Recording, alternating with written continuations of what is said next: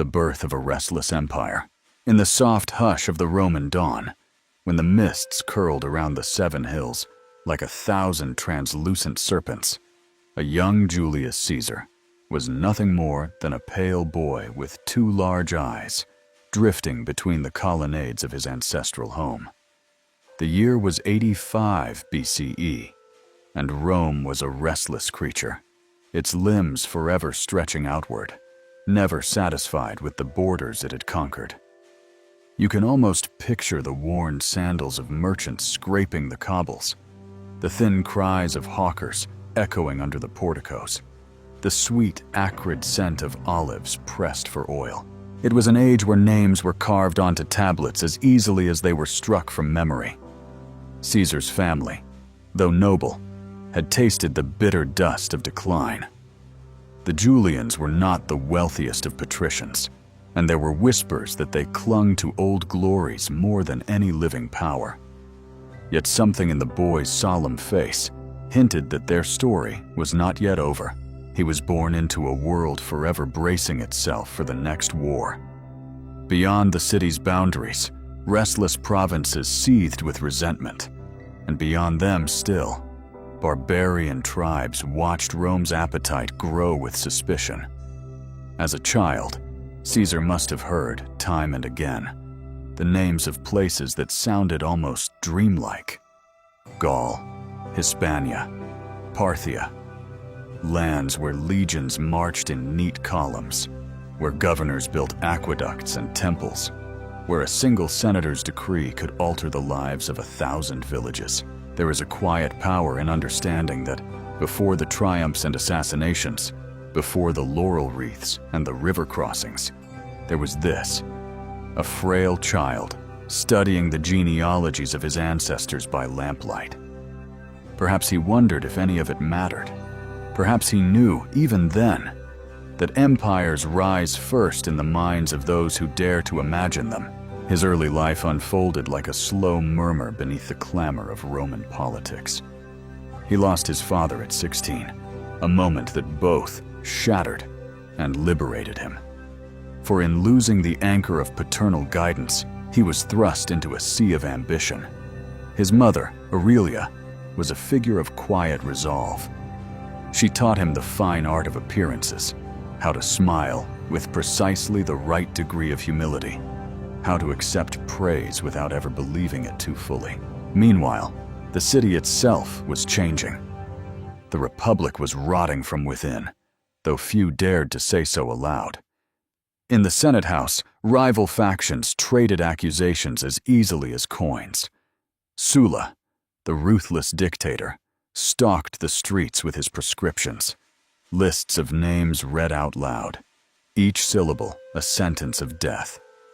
It was in these years that Caesar learned the true currency of Roman life: fear. Yet even fear could not keep him from defying Sulla's command to divorce his wife, Cornelia, the daughter of Cinna, one of Sulla's bitterest enemies. It was a decision as dangerous as it was stubborn. When Sulla finally relented, it was said he muttered that in Caesar there were many Mariuses, many seeds of rebellion, sprouting beneath the polished surface, and so the boy became a man under the shadow of tyranny. But he did not simply endure, he observed. Every exile, every accusation, every execution, he stored it away like a ledger of grievances. These memories would become the quiet engine of his ambition. If you listen closely, you can almost hear the hush that came over the forum when he returned from hiding. His hair cropped short, his manner calm. He walked through the marble porticos with the careful detachment of one who had glimpsed the edge of power and had not recoiled. There is something mesmerizing about a young man who has learned not merely to survive history, but to shape it. Even in his early military campaigns in Asia Minor, when he was still just another minor magistrate with a borrowed title, Caesar displayed a certain ease with risk. He was captured by pirates, and in that strange captivity, he laughed with them, promising he would crucify them once he was free. And when the ransom was paid, and he was indeed released, he kept his promise, though with the peculiar courtesy of first ordering their throats cut, so their deaths might be swifter. Such are the small details that reveal more than any monument ever could. A man who could jest with his captors and then fulfill a lethal threat without triumph or regret was not destined to remain obscure. He returned to Rome not merely as a survivor, but as a creature reborn, no longer merely an heir of fading nobility, but a force that would eventually test the Republic's every limit. In the evenings of those early years, when the lamps were lit and the city quieted into a sullen hush, perhaps Caesar sometimes imagined a different fate. A quiet life, free of the Senate's intrigues, the endless calculations of power. But some spirits are simply too restive for stillness. In that delicate space between memory and ambition, the outline of empire began to glow. Rome had birthed many conquerors, many orators, many men who believed themselves indispensable. But there was something in Caesar, a subtle conviction, an unhurried certainty, that set him apart.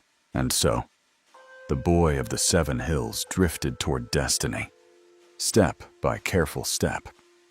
One day, he would cross the Rubicon and claim all of Rome as his own. But first, he would become a man who could never again be content to watch the story unfold without him at its center. In the hush before that inevitable crossing, the world still believed it might yet escape his ambition. It was a belief that would not survive the next dawn. Shall we drift further into this unfolding story? The march into Gaul. It began without fanfare, without the proclamations that so often preceded Rome's wars of expansion. In 58 BCE, Julius Caesar was appointed governor of Cisalpine Gaul and Illyricum, a posting that to many seemed little more than a consolation prize for a man who had always aimed higher.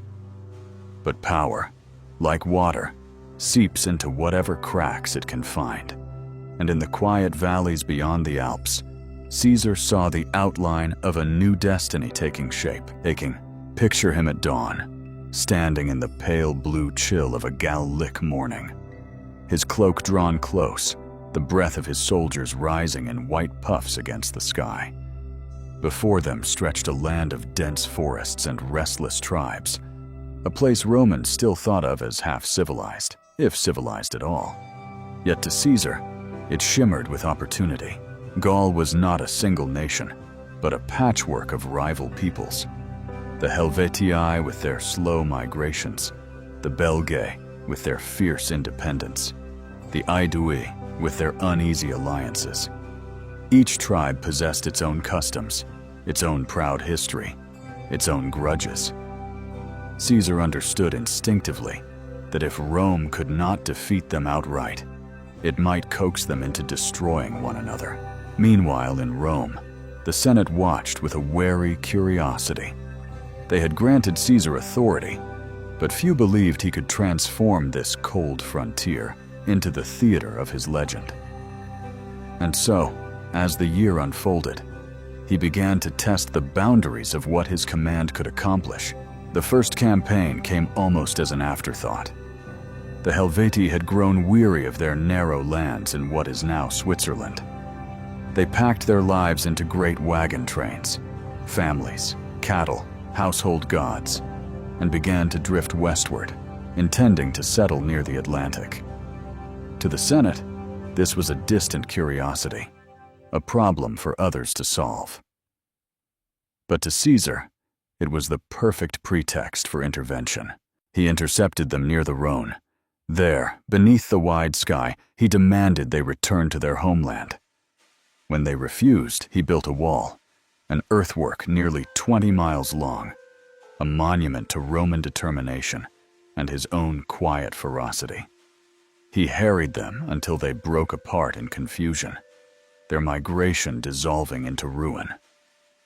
By autumn, they had surrendered, and Caesar had secured his first triumph on Gallic soil. In the telling of it, this may sound inevitable, as if the tribes never had a chance. But if you could step back into those months, you would see 1,000 small uncertainties. There were nights when Roman scouts returned with grim faces, when the tribes nearly outmaneuvered the legions, when victory depended on a single messenger reaching a distant outpost in time. History is a tapestry woven from such moments, fragile, contingent, never truly foregone. By the time the Senate received word of the Helvetii's defeat, Caesar was already thinking beyond the horizon. The Belgae, unsettled by Rome's aggression, were gathering their own strength.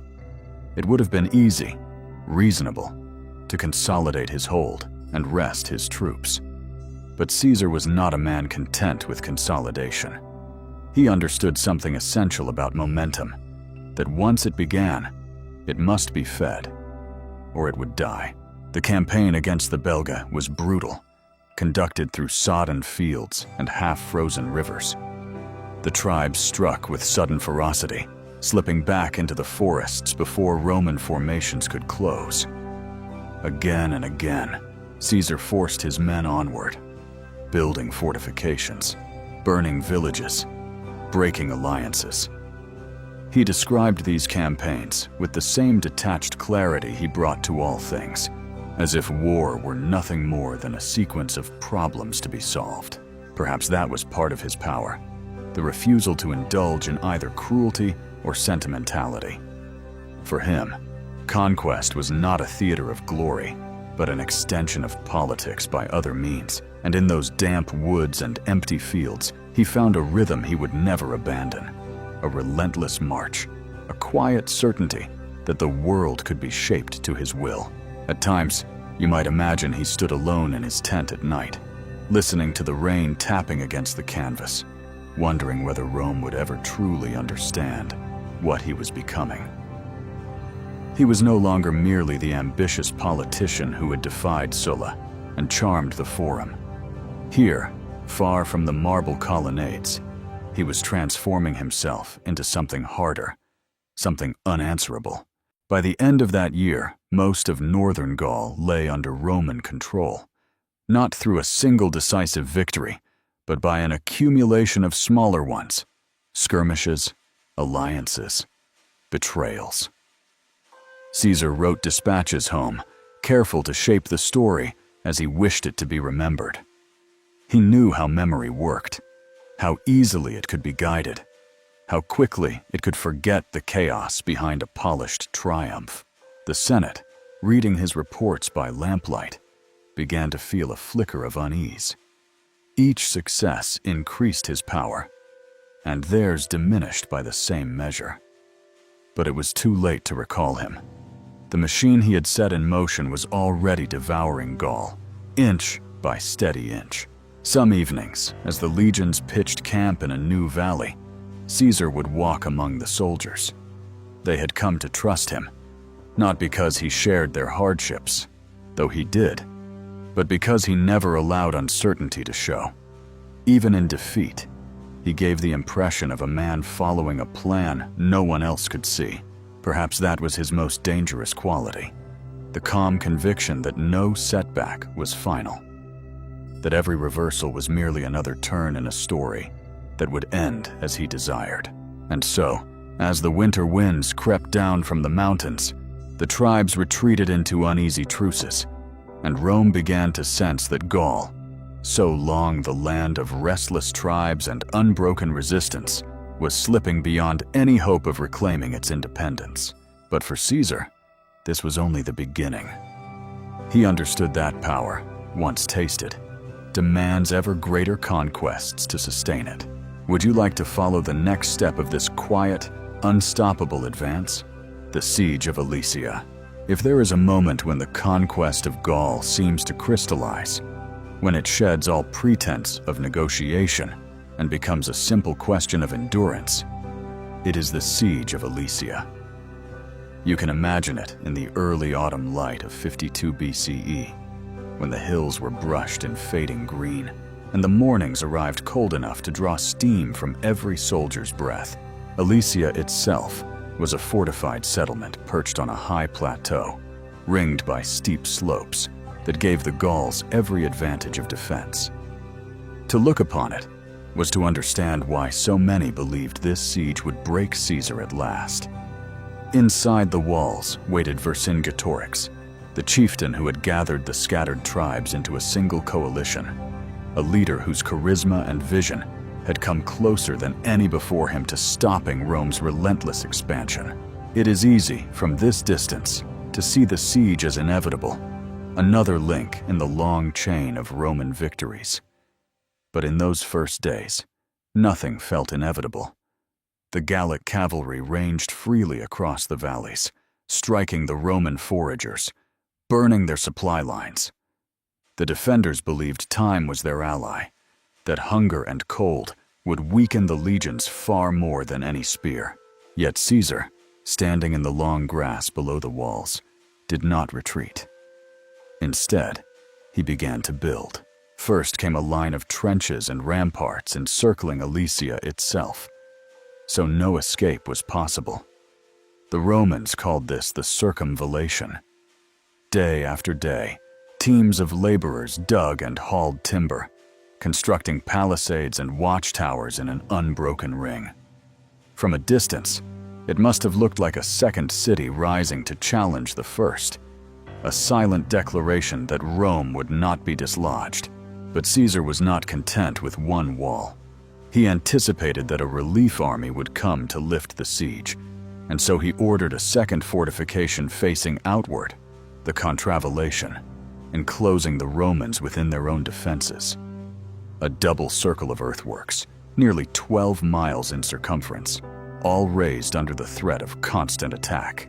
In the damp evenings, when the fires glowed along the ramparts, and the night was split by the cries of sentries, you might have sensed the strangeness of it all.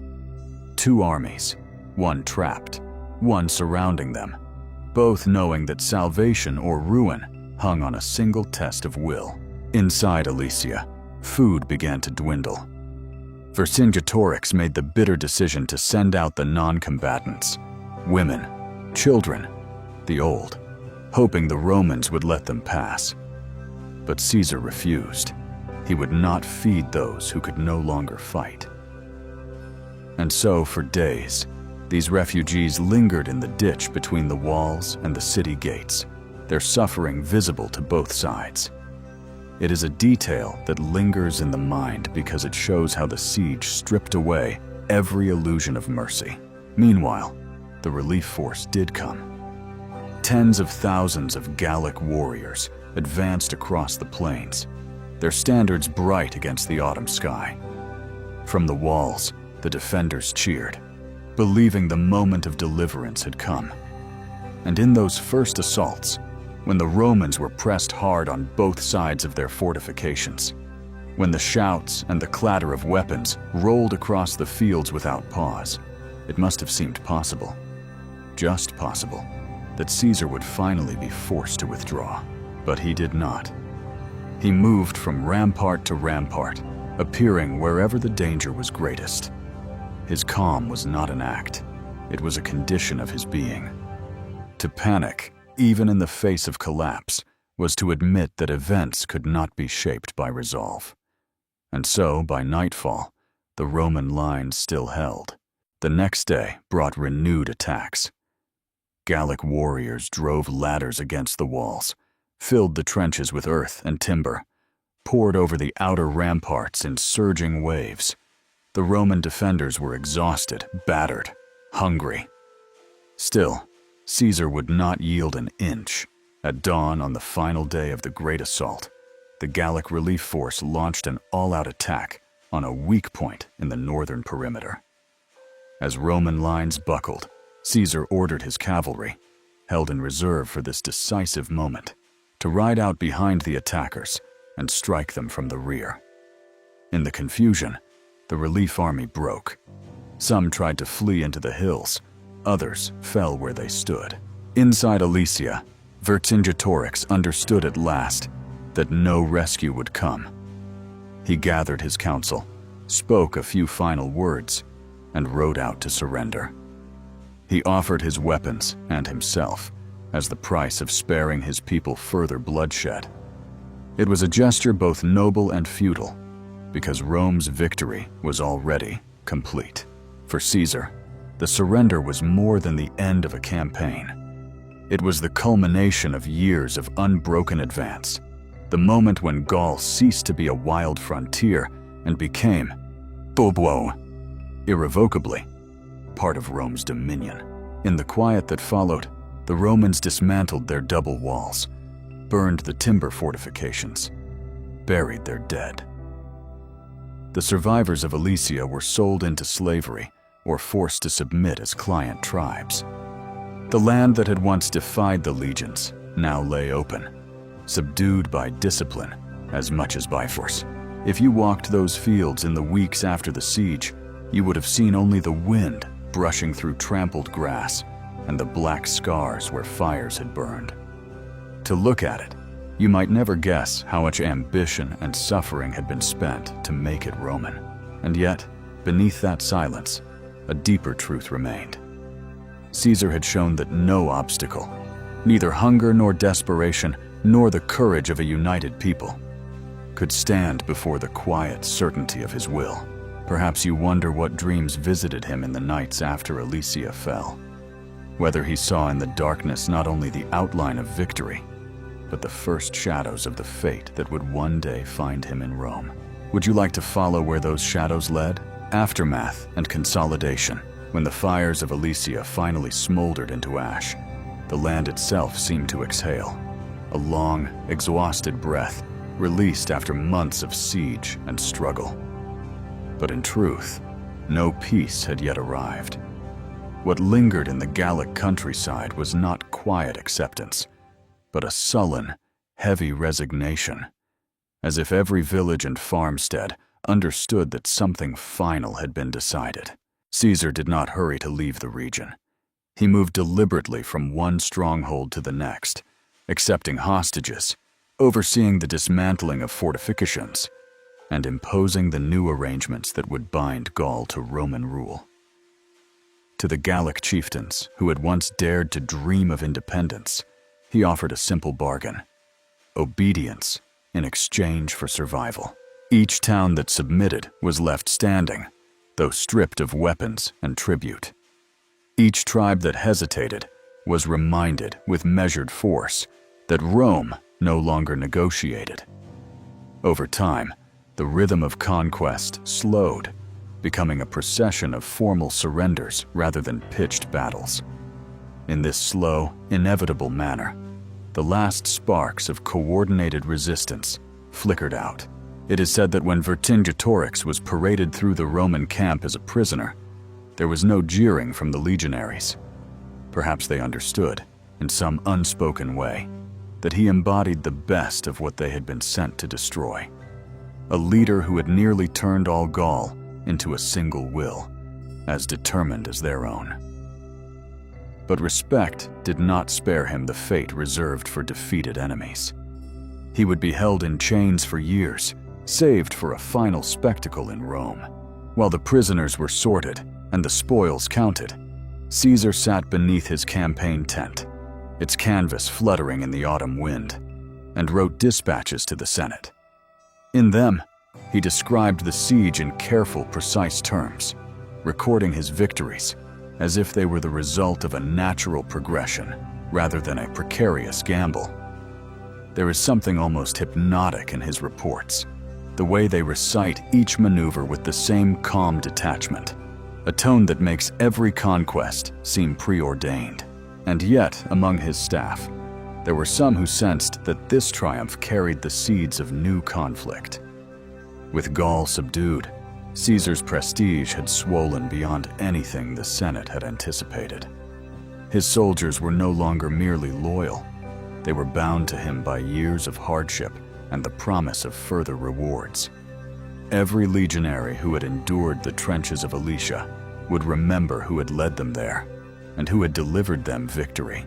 At night, the Roman camp settled into the hush of routine. The watchfires glowed on the ridgelines. The sentries paced their rounds in solemn silence. But beyond the palisade, across the wide darkness of the plains, the conquered villages lay in uneasy sleep. For the Gauls, this new reality was still raw, a wound that had yet to scar over.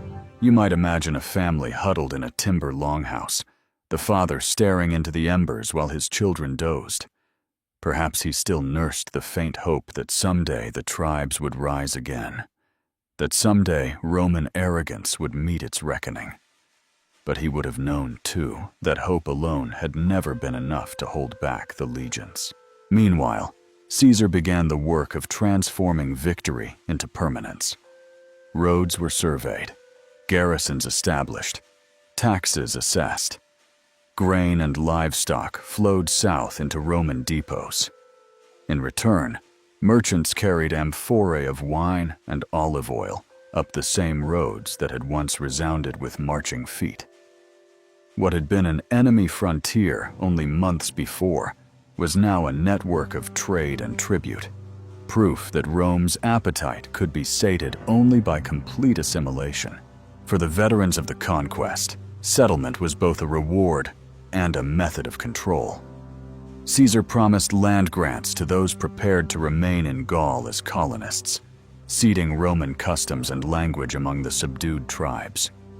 New towns were laid out in the familiar grid of Roman urban life, forums, baths, and temples rising from ground that had been sown with blood. Some Gauls adopted Roman dress, Roman law, Roman ways of thinking.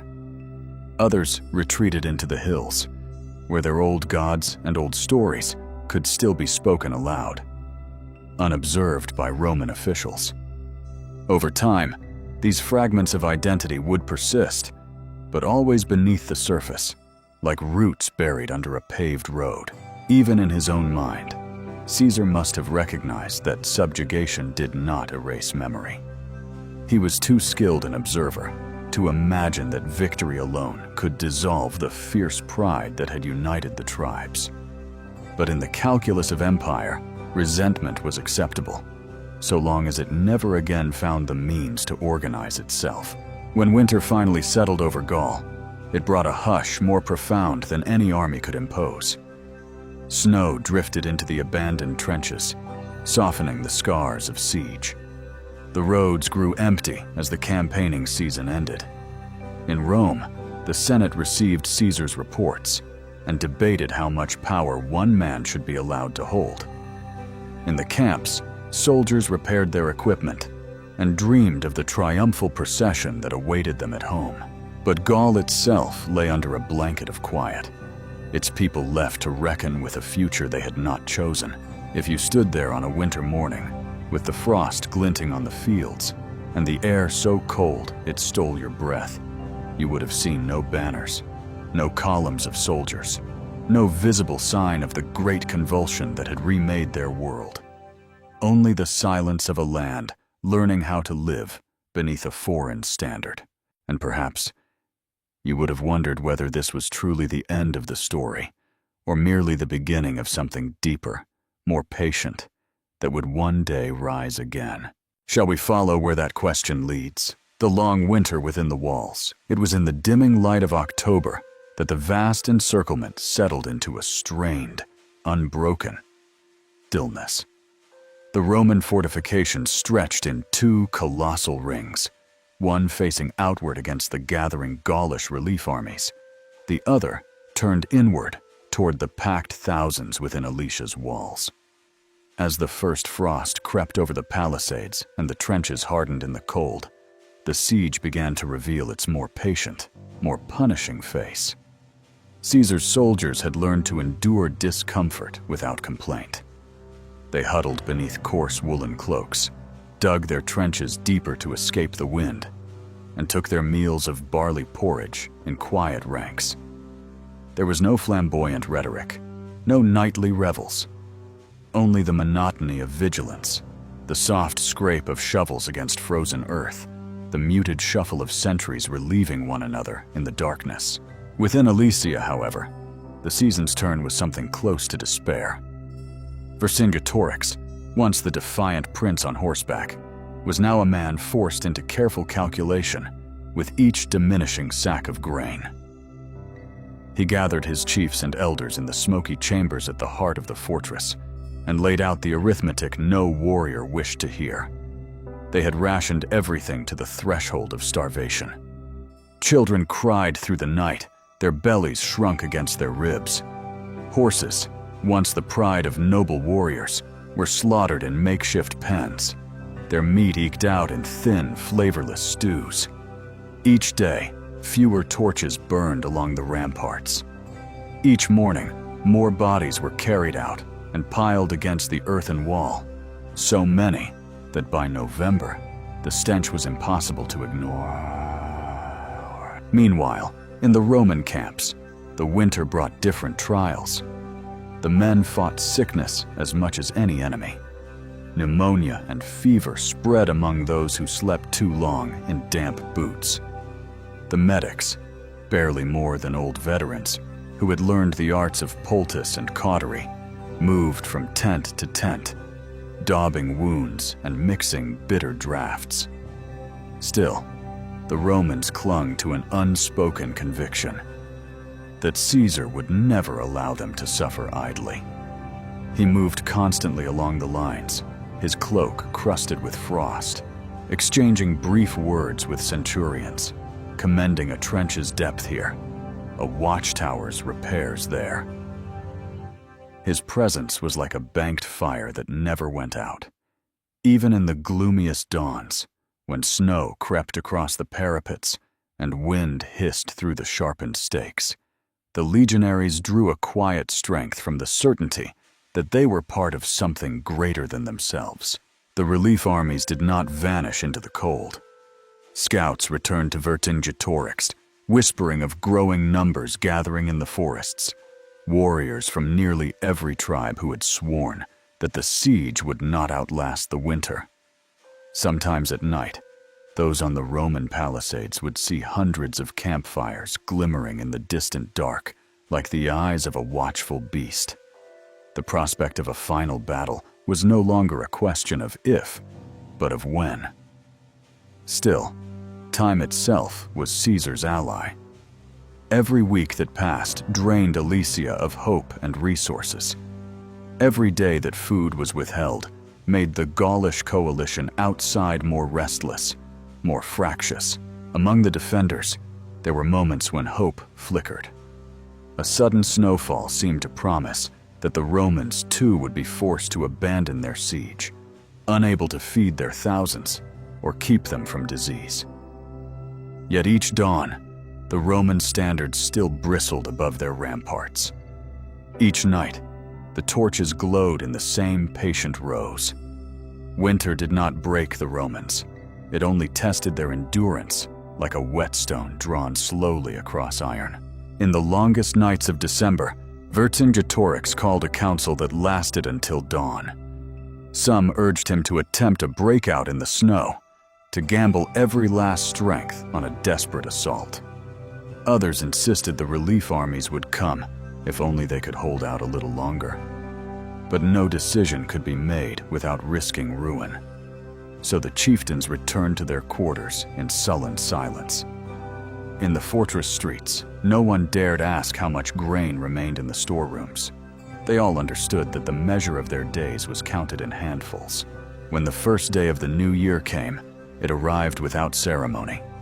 Snow drifted along the Roman embankments. The sentries changed their watch with the same practiced efficiency. Inside Alesia, the people awoke to hunger that had become so constant, it no longer felt like suffering, but simply the way life must be. In those quiet hours, both sides waited for the thaw, for the clash they knew would decide not only the siege, but the destiny of Gaul itself. And while the frost clung stubbornly to every rampart and every corpse, the thought began to grow in many hearts. That winter would not be the thing that finally decided their fate. Would the relief come in time, or would the final breath of Alesia be drawn in the cold, the promise of salvation beyond the horizon? As the siege reached its deepest frost, the rumor of salvation became almost a presence in the air, a hush that moved through the defenders' cramped shelters and wound its way around the fires of the Roman sentries. From the south and the west, the Gaulish relief forces were said to be gathering into an army so vast it would blot out the slopes when it came. Messengers slipped past the Roman works under moonless skies, breathless with urgency, repeating the promise that thousands upon thousands were marching to lift the siege. Each night, the whisper grew. Help was coming. Help was coming soon. Within Alesia, these words were clutched like a talisman against despair. The old men who remembered earlier wars tried to measure out the days by the stores of grain and the count of the horses still alive. The warriors paced the narrow lanes between huts, unable to look one another fully in the eye, for fear their doubt would show. Vercingetorix himself had begun to look like a figure carved of oak, hollow-eyed, motionless, except for the faint nods he gave when reports arrived. Each dawn, he walked along the ramparts, his fur cloak trailing behind him, peering past the Roman lines toward the distant hills. Perhaps he believed that if he stared long enough, he might see the dust of approaching horsemen rising against the sky. Meanwhile, Caesar's scouts roamed the forests for miles, capturing or killing any courier they could. Yet even their vigilance could not smother every whisper. One afternoon, a Gallic prisoner was dragged before the Roman command, his hands bound and face streaked with dirt. He spoke of a coalition of nearly 250,000 men, warriors from the Arverni, the Aedui, the Carnutes, and dozens more. They would come in one unstoppable wave to break the double line of fortifications. Some of Caesar's officers, hardened by years of campaigns, felt their stomachs tighten. Even for Rome, such a number could not be ignored. But Caesar received the news with a peculiar calm. He ordered the prisoner removed and convened his legates in the largest tent, its walls rippling with the wind. There, he laid out the plan in the same measured voice he had used to explain the invasion of Britain, the crossing of the Rubicon, and the seizure of all Gaul. The legions would hold their ground, no matter the odds. Every trench, every rampart, every wooden tower would be reinforced. Supplies would be rationed more strictly than ever before. And above all, no thought would be given to retreat. It was not a choice the Roman army knew how to make. So as January melted slowly into February, both sides prepared for the final struggle. One with the desperation of men who had nothing left to lose, the other with the disciplined certainty that the gods favored those who endured. In the darkness beyond the Roman earthworks, the Gaulish relief armies were indeed gathering. Each tribe sent their finest warriors, their most storied champions, eager to prove that the humiliation of surrender could be erased in a single, overwhelming blow. They came on foot and on horseback, with carts full of weapons and provisions, determined to surround Caesar as he had surrounded their kin. Inside Alesia, the coming of this army became an article of faith. Children too weak to stand listened to their mothers murmur stories of the deliverance that would soon arrive. Even the most pragmatic elders began to measure time in terms of how long it would take the relief force to reach them. And Vercingetorix, though he never said it aloud, began to believe that all his defiance might yet be rewarded. Among the Romans, there was no such hope, only the cold clarity of calculation. They dug fresh pits along the outer ramparts, lining them with sharpened stakes hidden beneath loose brush. They raised additional towers, positioned in such a way that no approach would be free of arrow fire. They built caltrops, cruel iron stars designed to cripple charging horses, and scattered them in the frozen grass. Each night, the legionaries gathered in their tents, sharpening swords, oiling the hinges of shields, and telling themselves that no foe had yet managed to breach a Roman line when Caesar commanded it. Yet in the stillness before dawn, even the bravest men sometimes felt a quiet dread. They knew the siege was entering its final movement, that the coming weeks would either elevate them to legends or consign them to anonymous graves beneath Gallic earth. And so, with every hour, the hush of anticipation thickened. When sentries looked out across the empty fields, they thought they could almost feel the presence of thousands just beyond sight, waiting for the first horn to sound. Would the arrival of this vast host shatter the Roman discipline? Or would Alicia's last hope vanish like the mist at sunrise? No one could say. All that remained was the unbroken watch and the certainty that the end, one way or another, was approaching. The first sight of the relief army, it began, not with a roar or a sudden clash, but with a line of wavering shapes on the horizon, too far to make out, but too many to be mistaken for anything but an army. The watchers on Caesar's outer ramparts were the first to glimpse them, countless specks slowly resolving into men, horses, wagons, banners. In the frost-blurred dawn, it was almost as if the hills themselves had begun to move, swelling with life. A messenger was dispatched at once to the central encampment, and by the time he reached Caesar's command tent, the word had already spread along the earthworks. They were here, from within Alicia. The Gauls emerged onto their battered walls, staring in stunned relief. Some dropped to their knees. Others began to shout the names of tribes they recognized by the standards flapping in the wind, the tall iron poles crowned by animal totems, the woven emblems glinting with dew.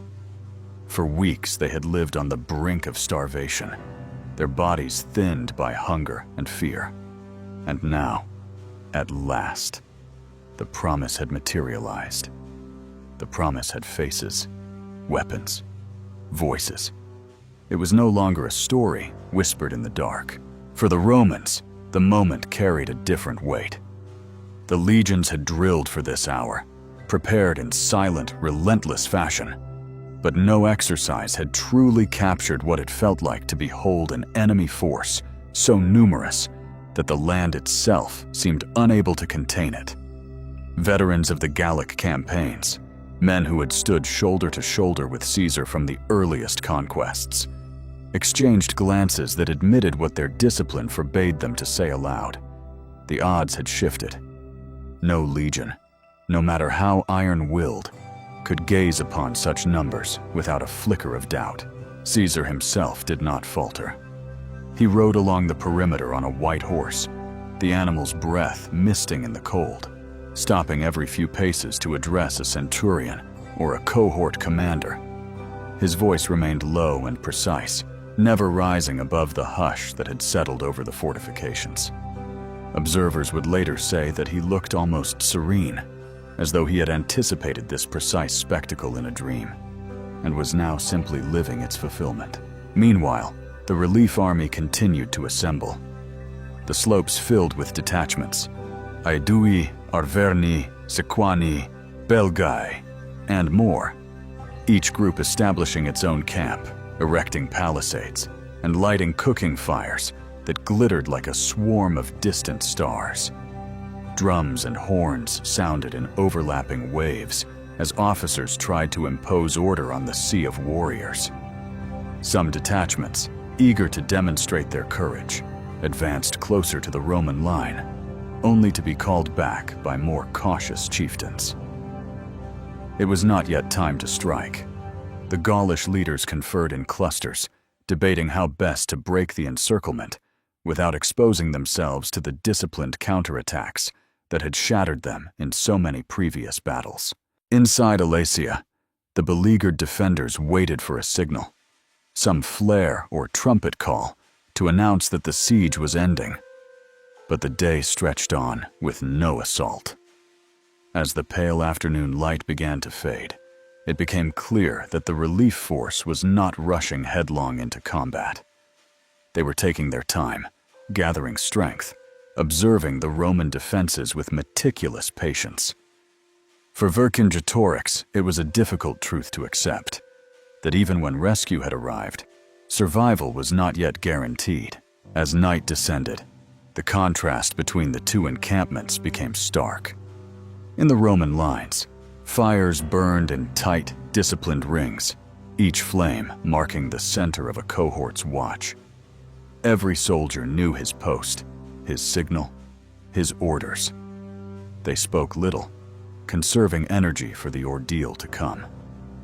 Across the fields, the Gaulish army's fires sprawled in great irregular constellations.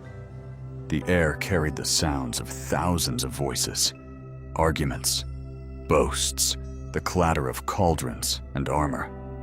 There was a fierce confidence in that noise, the conviction that sheer numbers must prevail. Yet even among the Gauls, unease sometimes rippled through the ranks.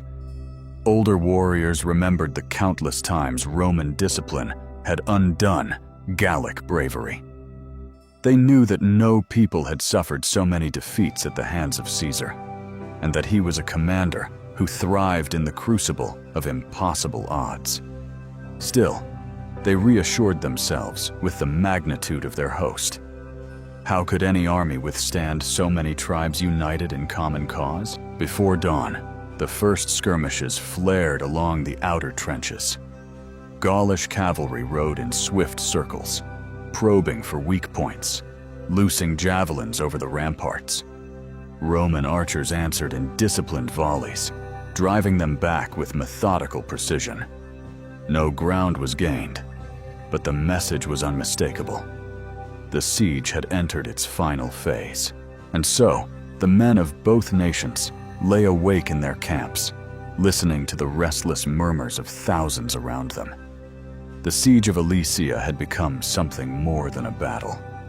It was an ordeal of endurance, of patience as much as of strength. When dawn returned, it would bring a test that neither side could escape. And as the first light crept over the hills, every watcher knew that the waiting was almost over, the beginning of the assault. At the break of dawn, when the mist still clung to the grass and the dew glittered along the Roman palisades, the quiet dissolved in an abrupt crescendo of horns. From the vast Gaulish encampment beyond the outer trenches, the signal had come at last. It began with the movement of skirmishers, bands of light infantry advancing in loose order to harry the Roman outworks.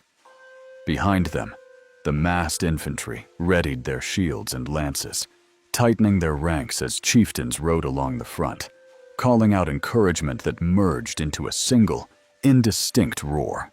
The Roman soldiers, long braced for this day, climbed to their stations.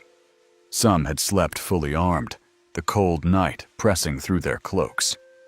The engineers rushed to the forward positions, checking the tripwires and hidden pits that formed the first ring of defense. On Caesar's orders, every rampart had been layered with traps. Sharpened stakes sunk into concealed trenches, iron caltrops scattered on approach lanes, ditches so deep they could swallow a charging horse. Then, as the first skirmishers closed the distance, the waiting Romans released their arrows and pila in steady waves. The air filled with the dull thud of missiles striking wood and flesh. Men tumbled forward, entangled in hidden snares, their cries muffled by the dense fog that drifted between the lines. Yet the Gaulish advance did not halt.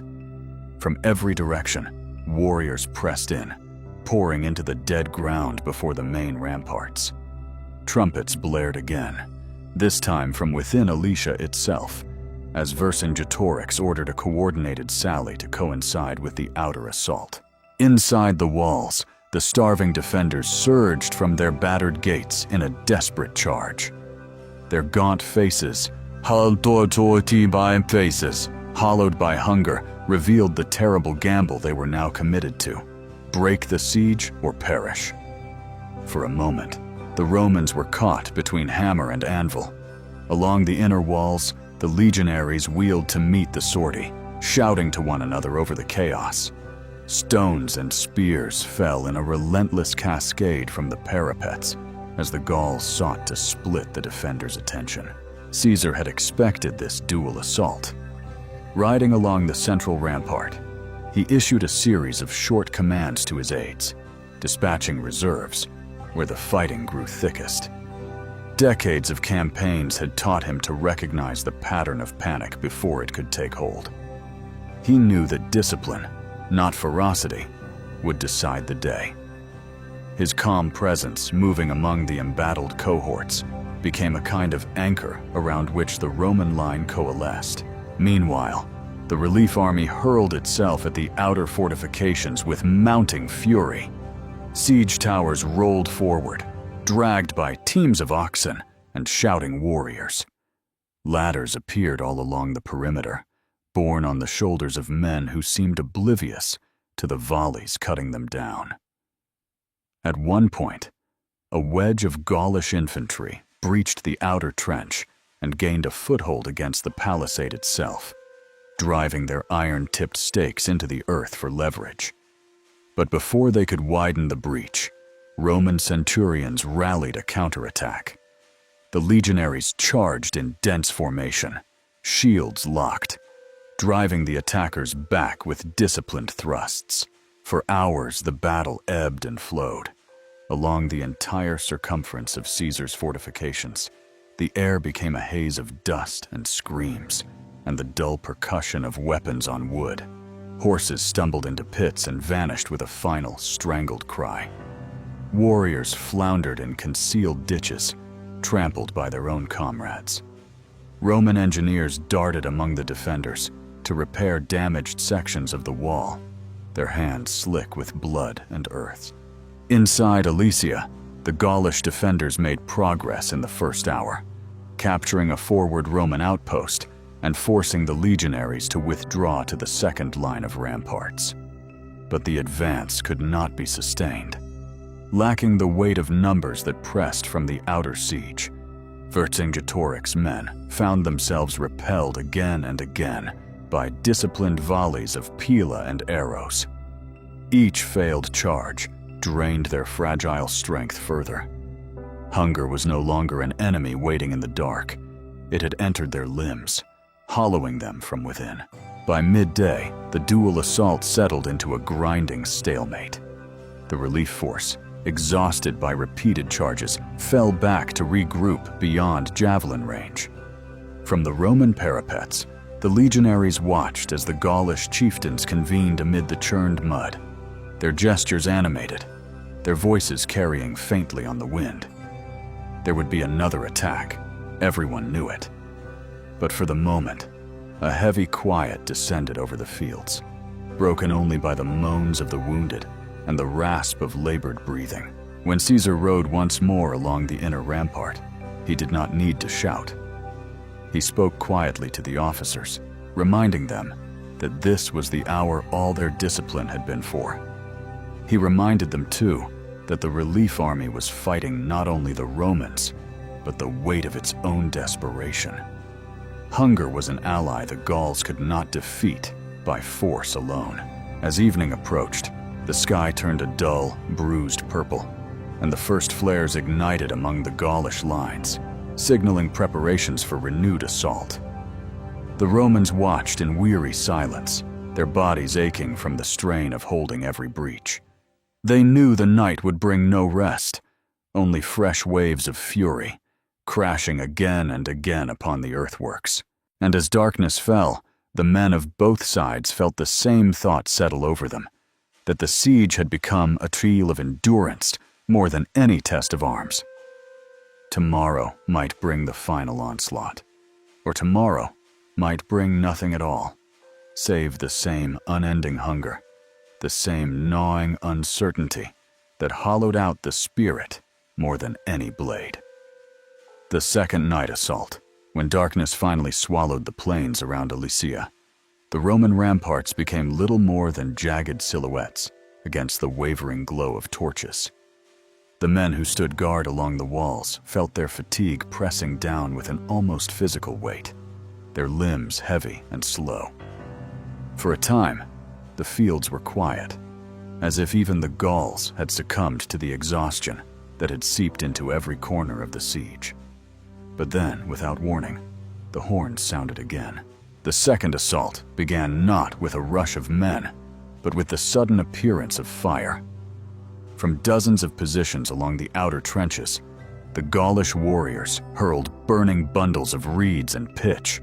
The night came alive in flickering arcs of flame. The first missile struck the palisades, bursting into sheets of fire that danced along the dry timber. Smoke billowed upward, carrying the tang of scorched resin. In that moment, the Roman ramparts, so solid in daylight, seemed fragile, exposed to destruction as surely as any wall of mud. Yet the legionaries did not break formation. Buckets of water, prepared in anticipation, were passed along the lines by men whose faces glistened with sweat and soot. When a section of the wall erupted in flames, teams of engineers swarmed over it, smothering the fire with wet hides and earth. All the while, the archers and slingers maintained a steady rhythm, loosing missiles into the darkness to slow the approach of the Gaulish infantry. From the Roman perspective, the world had shrunk to a narrow band of torchlight. The rest was an unknowable void, from which shouts and war cries rose like the roar of some invisible sea. The defenders could not see the enemy ranks advancing up the slopes, only the wavering points of torchlight growing nearer, bobbing in time with hundreds of footfalls. And then the first ladders materialized out of the gloom, dumping against the palisades. This assault had been planned with ruthless calculation. Rather than strike along the entire circumference, the Gaulish commanders had chosen a single stretch of fortification to overwhelm by sheer numbers. It was a sector held by the 9th Legion, weary after a full day of fighting. As the ladders went up, a torrent of javelins came with them, and Roman shields lifted to catch the deadly rain. In the torchlight, the legionaries glimpsed the painted faces of their assailants, their eyes wide with hunger and determination. At first, the 9th held firm, but as the minutes crawled past, the pressure mounted beyond anything they had endured. More ladders were raised. Siege hooks caught the edges of the palisade, wrenching timbers apart. The Gauls surged upward, clawing over the rampart with wild, desperate energy. For a heartbeat, it seemed the wall would buckle under the weight of so many attackers. Caesar, ever watchful, had been moving among the reserves when word came of the breach. Without hesitation, he ordered the 13th Legion forward. The tired soldiers of the 9th, emboldened by the sight of fresh comrades, tightened their ranks and braced for impact. Together, the two legions met the Gaulish assault at the moment of crisis. The fighting at the parapet was close and brutal. Men grappled across the sharpened stakes, stabbing over the top of shields, pulling each other bodily into the trench below. Arrows hissed overhead, their flight illuminated in brief arcs by the torchlight. There was no room to maneuver. Victory or death came down to the strength of an arm, the angle of a thrust, the chance of a foot finding solid purchase. At the foot of the rampart, the Gauls continued to press forward. Their chieftains shouted encouragement, their voices raw from the long day. From the Roman lines came only the low, wordless roar of men laboring to hold the wall. In those hours, time seemed to lose its shape. Each moment stretched into the next in an unbroken tide of exertion and dread. Gradually, so gradually it was hardly noticed, the momentum shifted. The initial fury of the assault began to wane. Too many Gauls had fallen beneath the walls, or tumbled back into the darkness with mortal wounds. Each fresh wave had to clamber over the bodies of the dead. Roman counterattacks became more frequent, more confident. Engineers seized brief openings to hack down ladders with axes.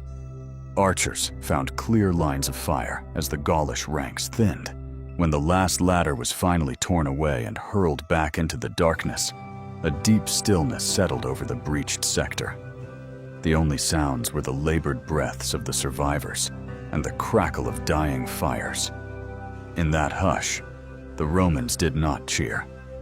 They simply stood in place, too spent to feel triumph, aware that dawn would bring yet another test of their endurance. Elsewhere along the ramparts, the assaults had been less intense. Probing attacks meant to tie down reserves, to keep the Romans guessing where the true blow would fall. But everywhere, the night left its mark.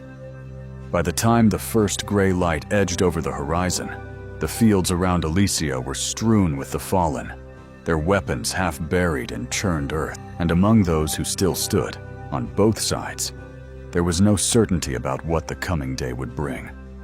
Only the knowledge that the siege was not over. Not yet. And that for every man alive in that cold dawn, the struggle was slowly becoming less about victory and more about survival itself. The quiet before dawn, when the fires finally guttered out along the ramparts, a deeper darkness reclaimed the fields around Alesia. The torches that had burned so brightly during the night assaults had left behind charred posts and drifting plumes of smoke that mingled with the first pale glimmers of dawn. For a little while, there were no shouts, no horns, no clatter of shields against timber. Instead, an uncanny hush spread across the plain. To the exhausted Roman sentries, that silence was almost more unsettling than the din of battle. They stood with their shields resting against their thighs, their eyes stinging from smoke and sleeplessness, straining to pick out any movement in the half-light. Even the crows, drawn by the promise of carrion, waited at a cautious distance, perched in silent rows along the bare branches beyond the earthworks. It was during this lull that Caesar walked the perimeter once more. His cloak was heavy with dew, and his face, usually animated even in crisis, had settled into an expression of profound fatigue. And yet the men who glimpsed him passing along the rampart felt their own exhaustion lift, if only slightly. He did not need to speak. His presence alone, unbowed by the night's ordeal, was enough to remind them of the stakes. Below the walls, the Gaulish camps were no less subdued. In the deeper trenches, warriors dozed in uneasy clumps, their backs propped against battered shields. Many had discarded their helmets and breastplates, too weary to care about vulnerability. The wounded lay in shallow pits, hastily dug to protect them from stray arrows, their moans muffled by cloth packed into bleeding wounds. For Vercingetorix and his commanders, the quiet was a bitter interlude. They had thrown thousands of men against the Roman fortifications, burning precious stores of pitch and timber, testing every weak point in Caesar's encirclement. Yet when the darkness lifted, the ramparts still stood. The inner ring still held the town under siege, and the outer ring still faced the plains, where fresh reinforcements might arrive or might never come. For within Alesia itself, the mood had shifted from hope to desperation. From the ramparts overlooking the Roman inner wall, Gallic fighters could see the torches burning all night beyond the trenches. They knew that their countrymen were fighting and dying in the fields below. But no triumphant horn blasts had sounded. No messengers had come racing up the slope to proclaim a breakthrough.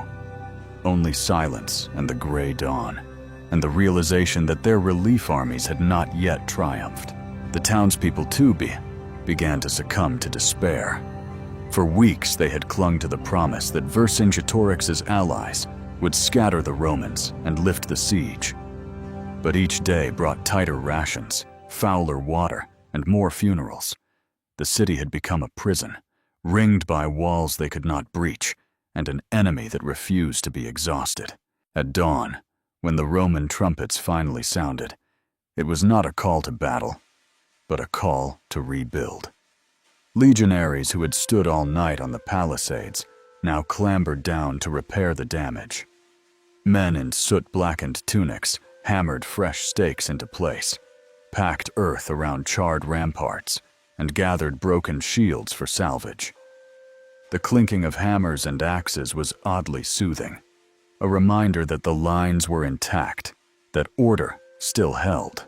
And in that lull, A curious sense of familiarity settled over both armies. They were locked in a grim routine now. The Gauls would assault, the Romans would repel, and the survivors would brace themselves for the next attempt. Each day bled into the next, with the same grinding inevitability. For the men of the legions, dawn was both a reprieve and a promise of fresh trials.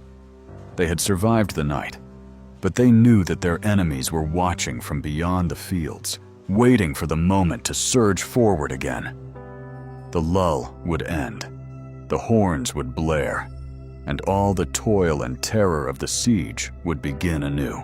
No triumphant proclamations were made when the morning sun finally rose.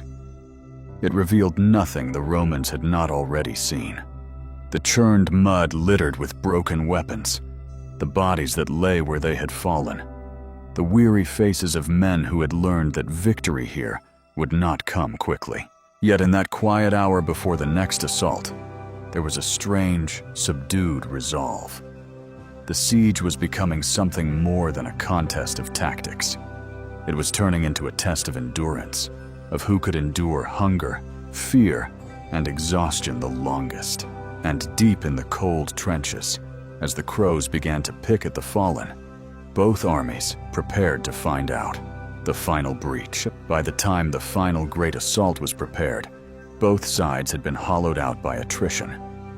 The Gaulish relief army that gathered on the plains was itself battered, reduced by hunger, disease, and a creeping certainty that they were too late. But desperation has a way of creating its own momentum, and in the twilight of hope, the Gallic leaders resolved to throw everything they had into a last, all-consuming attack. It began before dawn, under a moon thin as a sickle. A cold wind passed over the plain, stirring the tall grasses where thousands of warriors crouched, hidden in the dark. Messengers passed among them in near silence, gesturing rather than calling out, because any sound might alert the Roman sentries along the outer rampart. Spears were checked and rechecked, blades touched to whetstones one final time, as if the edge could somehow decide the outcome. Vercingetorix himself had no part in this outer assault. He remained inside Alesia, watching and waiting. From the heights, the watchfires below looked like stars fallen to earth. He must have known that if this attack failed, there would be no further rescue. No more time to outlast Caesar's lines. Only surrender or starvation. At the signal, a sudden flare that arced across the night sky, the Gauls surged out of hiding. The plain erupted in motion, columns of infantry advancing behind wicker screens, cavalry fanning out to harry the Roman flanks, sappers carrying bundles of brush to hurl into the trenches. The legionaries on the ramparts had only moments to rally before the first ranks collided with the stakes. Even by the standards of the siege, this was different. There was no probing, no feints or skirmishing to test the lines. It was simply a tidal wave, meant to smash the fortifications through sheer weight and fury. In places, the Romans were driven back from the palisades, their torches extinguished in the press of bodies. Javelins flew in great arcing volleys, cutting down men indiscriminately. Meanwhile, inside Alesia, Vercingetorix ordered his own garrison to launch a simultaneous assault against the inner rampart. For the first time, the Romans found themselves attacked on every side at once. Horns blared from opposite directions, echoing across the dark fields and the walls, disorienting even the veterans. It was here, in these desperate hours before dawn, that the Roman discipline was tested beyond anything it had endured. Runners carried messages along the ramparts, pleading for reinforcements where the line had bent under the strain. Caesar himself rode along the inner circuit to hearten the defenders, then turned and galloped across the narrow lanes to the outer wall, where the fighting was fiercest. He wore his scarlet cloak, the same garment he had donned so many times in battle. In the darkness, it appeared almost black, but when torches flared, it glowed like a banner of defiance. Wherever the soldiers saw it, their resolve stiffened. They crowded closer to the palisades, bracing shattered sections with their bodies, hurling rocks and stakes into the seething mass below. The Gauls, for their part, fought with a ferocity born of finality. They knew there would be no dawn truce, no chance to withdraw and regroup. Either they broke the Romans here, or Alesia would be left to its fate. Again and again, they clambered over the ramparts, only to be dragged back down. Again and again, their allies within the town tried to batter through the inner fortifications, their war cries mingling with the screams of the wounded. By the time the sun rose, the plain was a mire of churned soil and blood. In some sectors, the outer rampart had been overrun, and fighting spilled into the narrow no-man's land between the two lines. In others, the Romans had repelled the attackers, but only at the cost of exhaustion so profound that the legionaries could barely stand. It was in one of those critical gaps that Caesar committed his reserves, the German cavalry, held back until the decisive moment. With a blare of trumpets, they thundered out from behind the Roman lines and into the flanks of the Gaulish assault columns. The sudden impact broke the momentum, scattering warriors who had believed the ramparts were finally about to collapse. The Germans pressed the attack relentlessly, driving wedges into the Gaulish formations, cutting them apart before they could regroup. Seeing the tide shift, the Roman infantry rallied. Fresh cohorts were rotated forward to reclaim the sections of wall that had been lost in the night. Inside Alesia, the defenders felt the change even before they could see it. The horns grew distant, then fell silent altogether. The warriors on the inner rampart turned and looked back toward the plain, hoping for a sign that the outer assault was still pressing forward. But no signal came. No victory cries. Only the low drone of Roman trumpets calling their soldiers to reform. Slowly, almost imperceptibly, the momentum drained away. The Gaulish attackers began to fall back, first in small knots, then in great confused masses. The men within Alesia watched from the walls as their last chance receded across the fields, leaving behind only the wounded and the dead. When the sun rose higher and the battlefield was revealed in full, it was clear to all that the siege had been decided. Yet even in that moment of Roman triumph, there was no cheer that rose from the ranks. Only the deep, ragged breathing of men who had spent every reserve of strength, standing amid a landscape of ruin. And for the Gauls, there was only the slow, inescapable realization that the gods had not intervened, that all the valor in the world could not undo the net Caesar had cast around Alesia. In the quiet that followed, as the survivors drifted back toward their camps, the siege at last came to its inevitable conclusion. The surrender of Vercingetorix. With the relief army shattered and no further hope of escape, the Gaulish leaders within Alesia faced the grim clarity of what remained. For days, no attack came from outside the walls. No signal fires flickered across the hills. The Romans resumed their patrols and repairs, as methodical as ever, their ranks replenished by the return of detached cohorts. Inside the fortress, the air grew stagnant. The food reserves, carefully rationed in the weeks before the final assault, were almost gone. The horses had long since been slaughtered, their hides boiled into a bitter broth. Children cried in the dark, their voices thin from hunger. Even the warriors, who once had bellowed defiantly from the parapets, fell silent as they watched the Roman pickets move like shadows around the vast enclosure. It is said that Vercingetorix called a council in what passed for the town's great hall, though by then it was little more than a battered shelter of rough-hewn timbers and the remnants of woven thatch. There, surrounded by the chieftains who had once dreamed of uniting all Gaul, he spoke in a low, measured voice. He did not rage or weep, nor did he pretend that any chance remained to break free.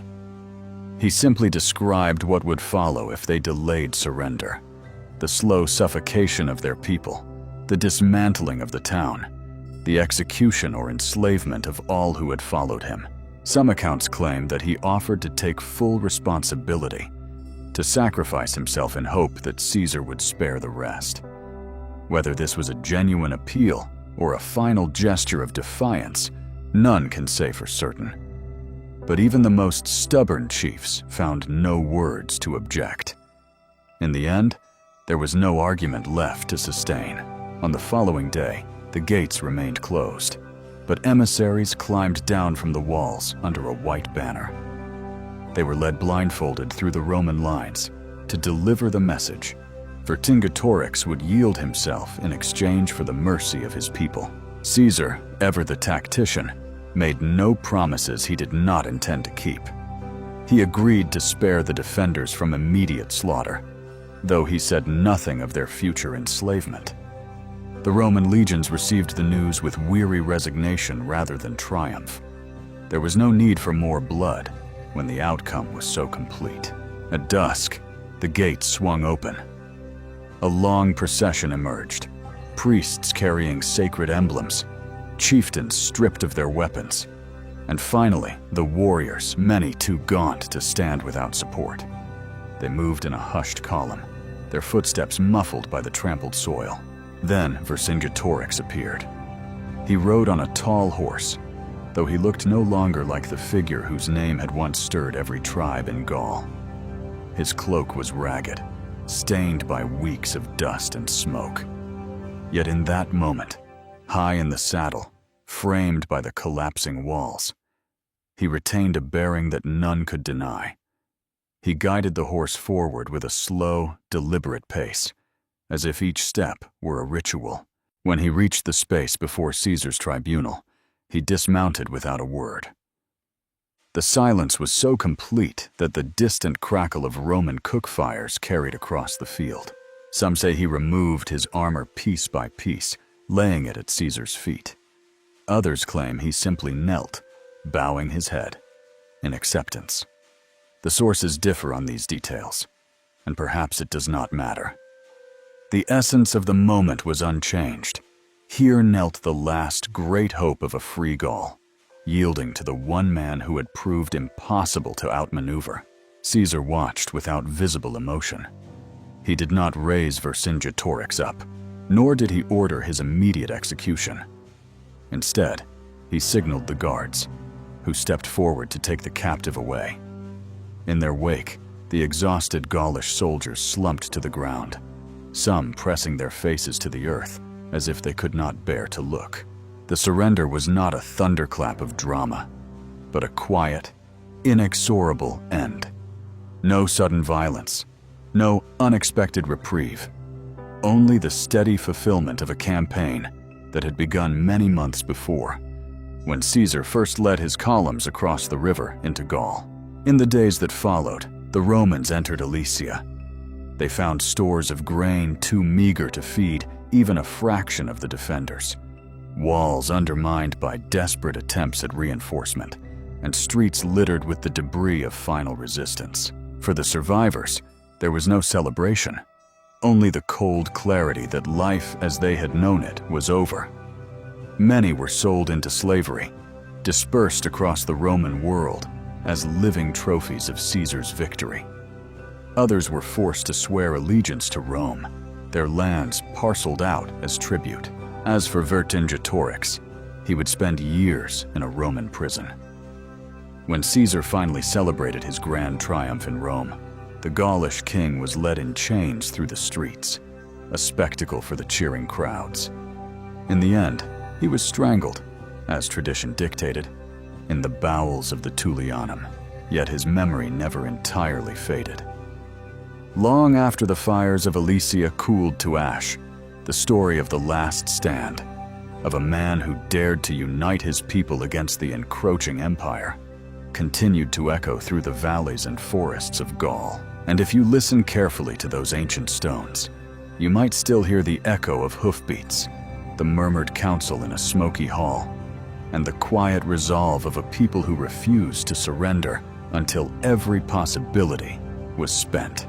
The triumph of Caesar, after Alesia had fallen, and the last embers of Gaulish resistance smoldered into resignation, Caesar faced the delicate task of transforming conquest into control. The legions, exhausted but intact, withdrew from the ruined fortifications that circled the hilltop. They dismantled the wooden walls plank by plank, stacked the timbers into orderly piles, and buried the spent weapons in long trenches that would serve as silent witnesses to what had unfolded. Throughout the autumn, dispatches sped along Roman roads, announcing to the Senate that the war in Gaul, so costly in blood and coin, was now effectively over. The Senate received these reports with a mixture of relief and suspicion. For all the territory he had claimed, Caesar's growing fame troubled those who feared a general more ambitious than loyal. In the meantime, the legions moved steadily from one subdued settlement to the next, collecting hostages, imposing tribute, and garrisoning outposts to prevent any spark of renewed defiance. Some tribes surrendered at once, eager to avoid the fate they had witnessed at Alesia. Others retreated into the remote forests, hoping winter would shield them. But the Roman detachments, seasoned by years of pursuit, rarely allowed them peace for long. When Caesar finally returned to Cisalpine Gaul to spend the winter, he carried with him more than the spoils of victory. He possessed something far more potent: the legend of a commander who had subdued an entire nation with patient, implacable will. This legend would become the cornerstone of his political future. Word spread quickly through the provinces that Vercingetorix still lived, held in a Roman cell as a living symbol of Caesar's triumph. Some whispered that the Gallic king might yet be ransomed. Others believed that his life was preserved only to adorn Caesar's triumphal procession in Rome. In either case, the message was the same: all those who resisted the Republic would eventually be humbled. During that winter, Caesar occupied himself not only with the administration of the new provinces, but with the composition of his commentaries. He dictated the record of the campaigns with the same dispassionate precision he had once used to deploy his legions. In each carefully measured sentence, he presented the conquest as inevitable, a logical consequence of Roman resolve and Gallic disunity.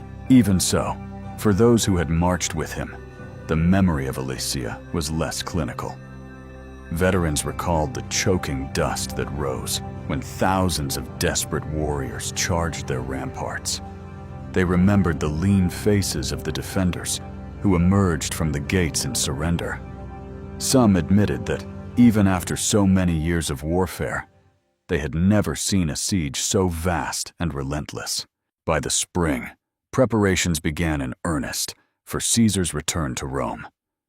He knew that the triumph he intended to celebrate would be more than a display of military success. It would be a declaration of his supremacy over any rivals still hoping to limit his power. At dawn on the appointed day, the processions assembled. Trumpeters lifted their instruments, and the first notes of the triumphal fanfare drifted through the crowded avenues. Lictors in scarlet cloaks parted the sea of onlookers, clearing the way for the long train of spoils and captives.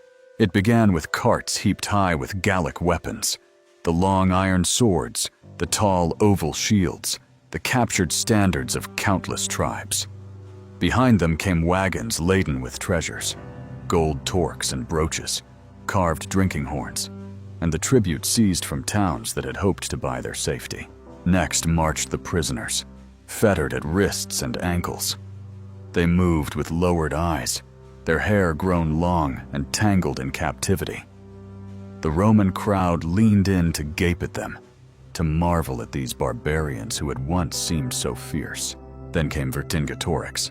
They had dressed him in his native finery, as if to heighten the contrast between the proud chieftain he had been and the captive he had become. His face betrayed little emotion as he passed beneath the triumphal arches.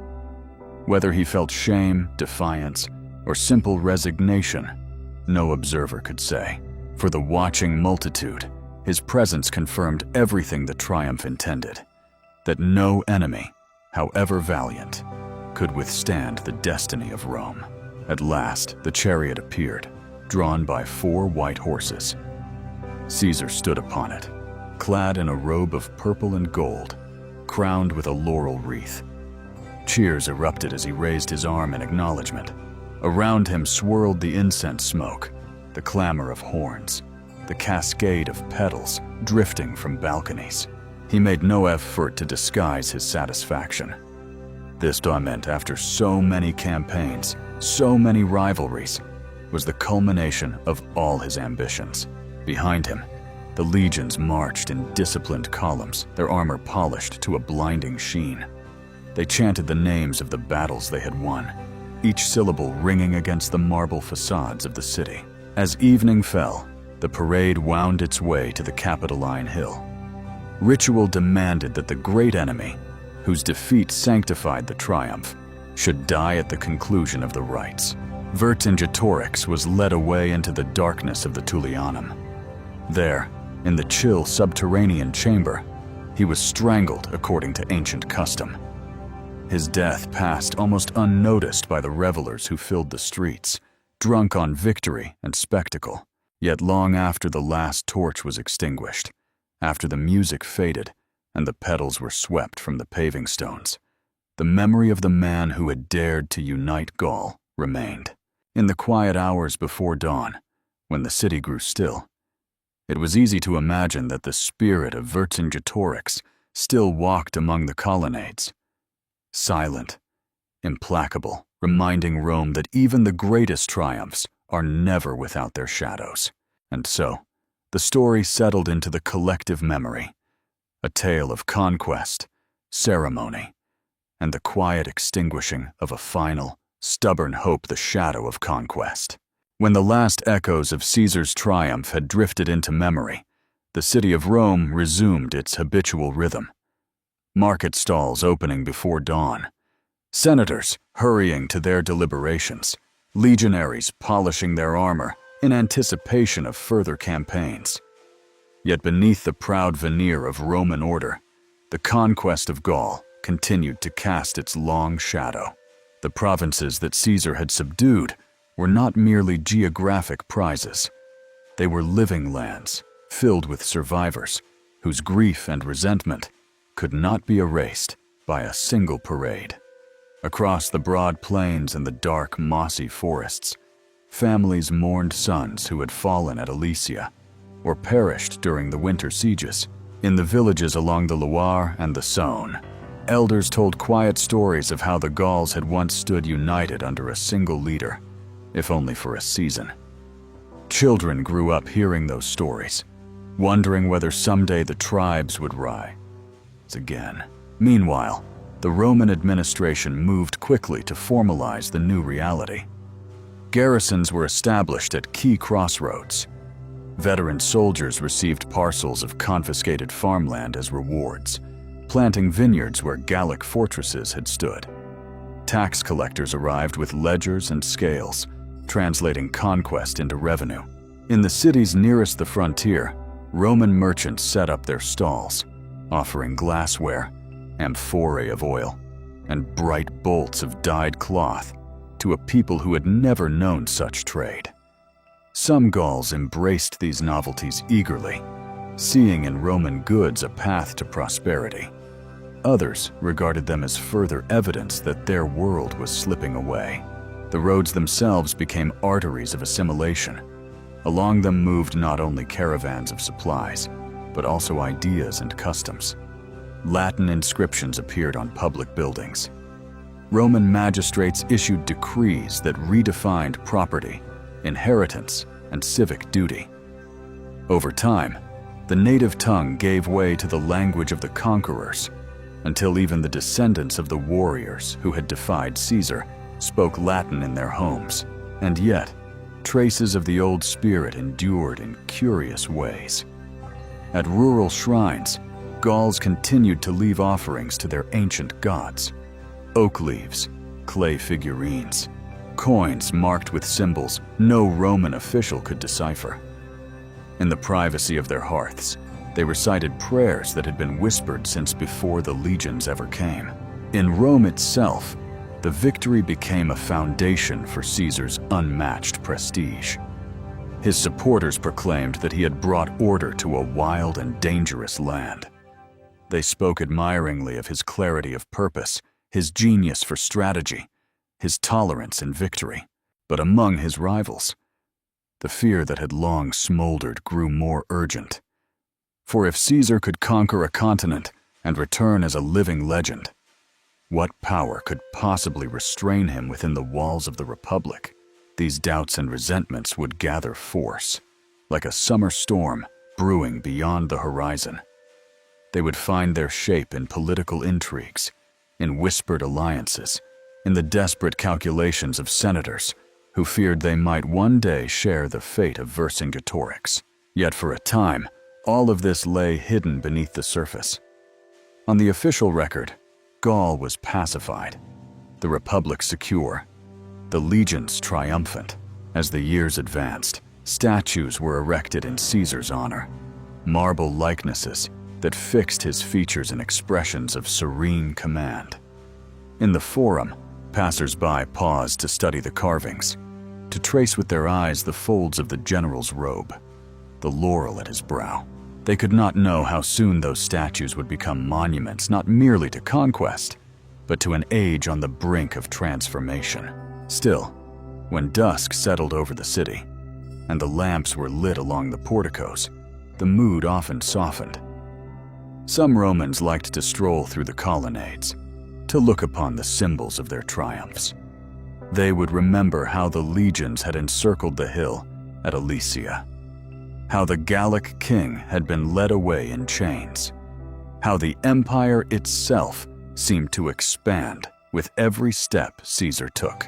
And sometimes, if the night was quiet enough, they might imagine that across the wind-swept fields of Gaul, the last embers of defiance still glowed in the darkness, waiting for the moment when memory would once more give rise to courage. That, too, was part of the legacy, the unspoken truth that no conquest ever ends completely. There is always something left behind, a yearning, a story, a shadow that refuses to fade. The road to the Ides. In the years that followed Caesar's return from Gaul, the rhythms of Roman politics took on an anxious, unsettled cadence, though the Republic still called itself a republic. Every senator, every magistrate, every citizen who paid attention could feel that something irrevocable had shifted. Caesar had become consul again, then dictator for set terms, and eventually dictator for life. The old forms remained: elections, debates, decrees. But their substance was hollowed out, like the shell of a temple long abandoned by its gods. For the common people, Caesar's rule often appeared benevolent. He passed laws to relieve debt, settled veterans in new colonies, and staged spectacles so dazzling that for a moment the crowd might forget how fragile their institutions had become. But in the Senate, suspicion deepened. Men who once sat beside Caesar in council began to see in his every gesture a quiet threat. When he entered the chamber, they noted how the lictors carried the fasces before him, how the crowd parted as if before a king. Some whispered that Caesar had grown careless with power, blind to the caution that had once guided him. He accepted honors that no Roman before him had dared to claim. Statues among the gods, a golden chair in the theater, a perpetual dictatorship. And in private, a question took root in the minds of men who had devoted their lives to the Senate's dignity. If Caesar had the will to conquer Gaul, what might restrain him from dissolving the Republic altogether? Meanwhile, Caesar himself moved through the city with an air of calm certainty. Each morning he rose before dawn, heard petitions, signed decrees, and received embassies.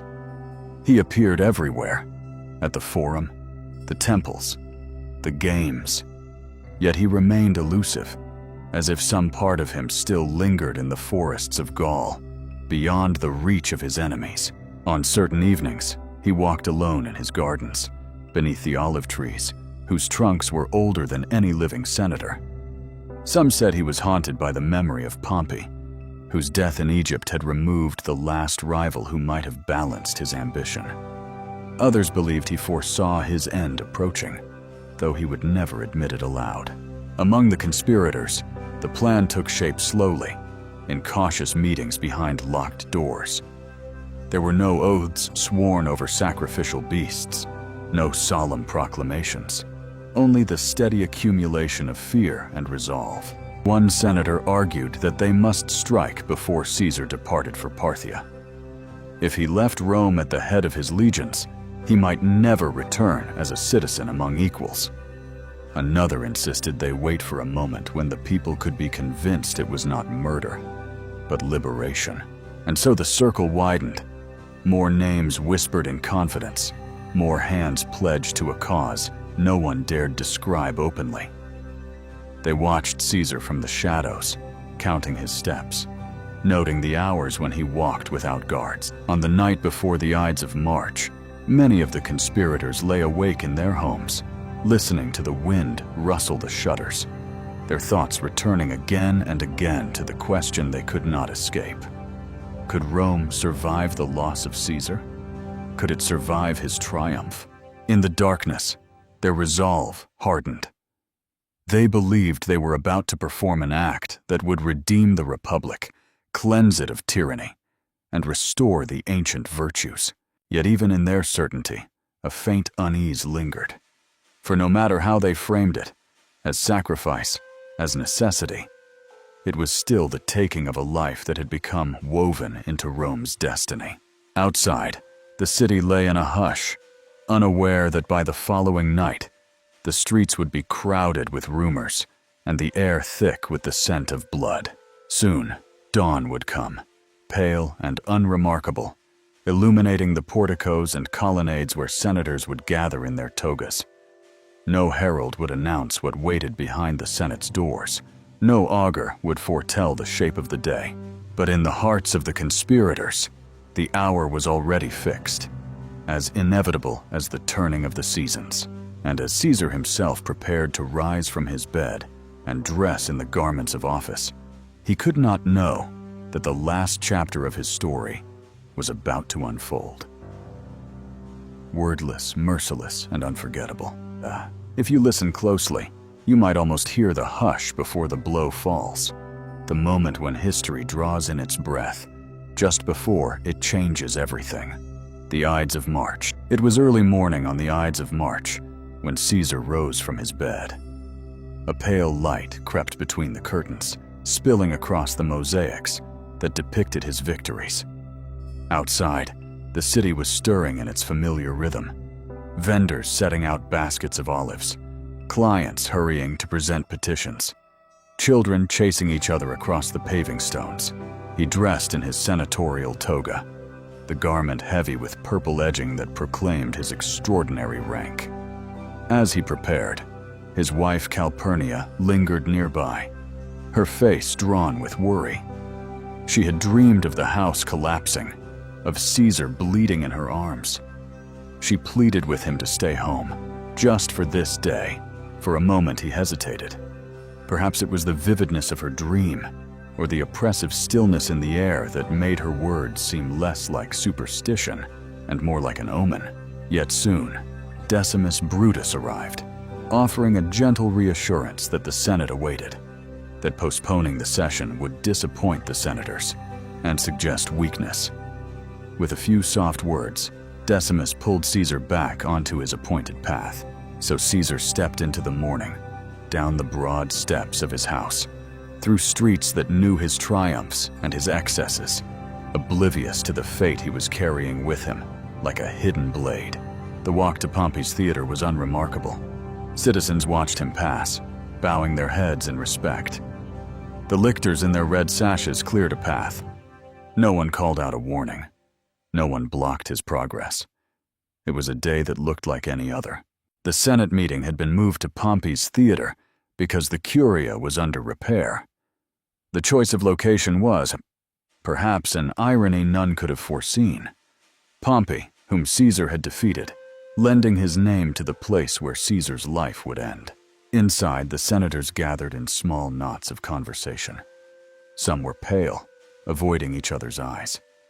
Others pretended a casual interest in the day's agenda. A few glanced again and again toward the entrance, as if unable to keep from counting the minutes. When Caesar entered, the assembly rose as one. He moved among them with an ease born of long habit, accepting greetings, acknowledging petitions, never suspecting how many of those hands were already pledged against him. As he took his seat, a senator approached with a petition, Metellus Cimber, whose brother had been exiled. He pressed the document into Caesar's hand, begging clemency. When Caesar refused, Metellus clutched his toga, pulling it down from his shoulders. It was the signal. In that instant, history pivoted on a blade. Casca struck first, his dagger glancing off Caesar's neck.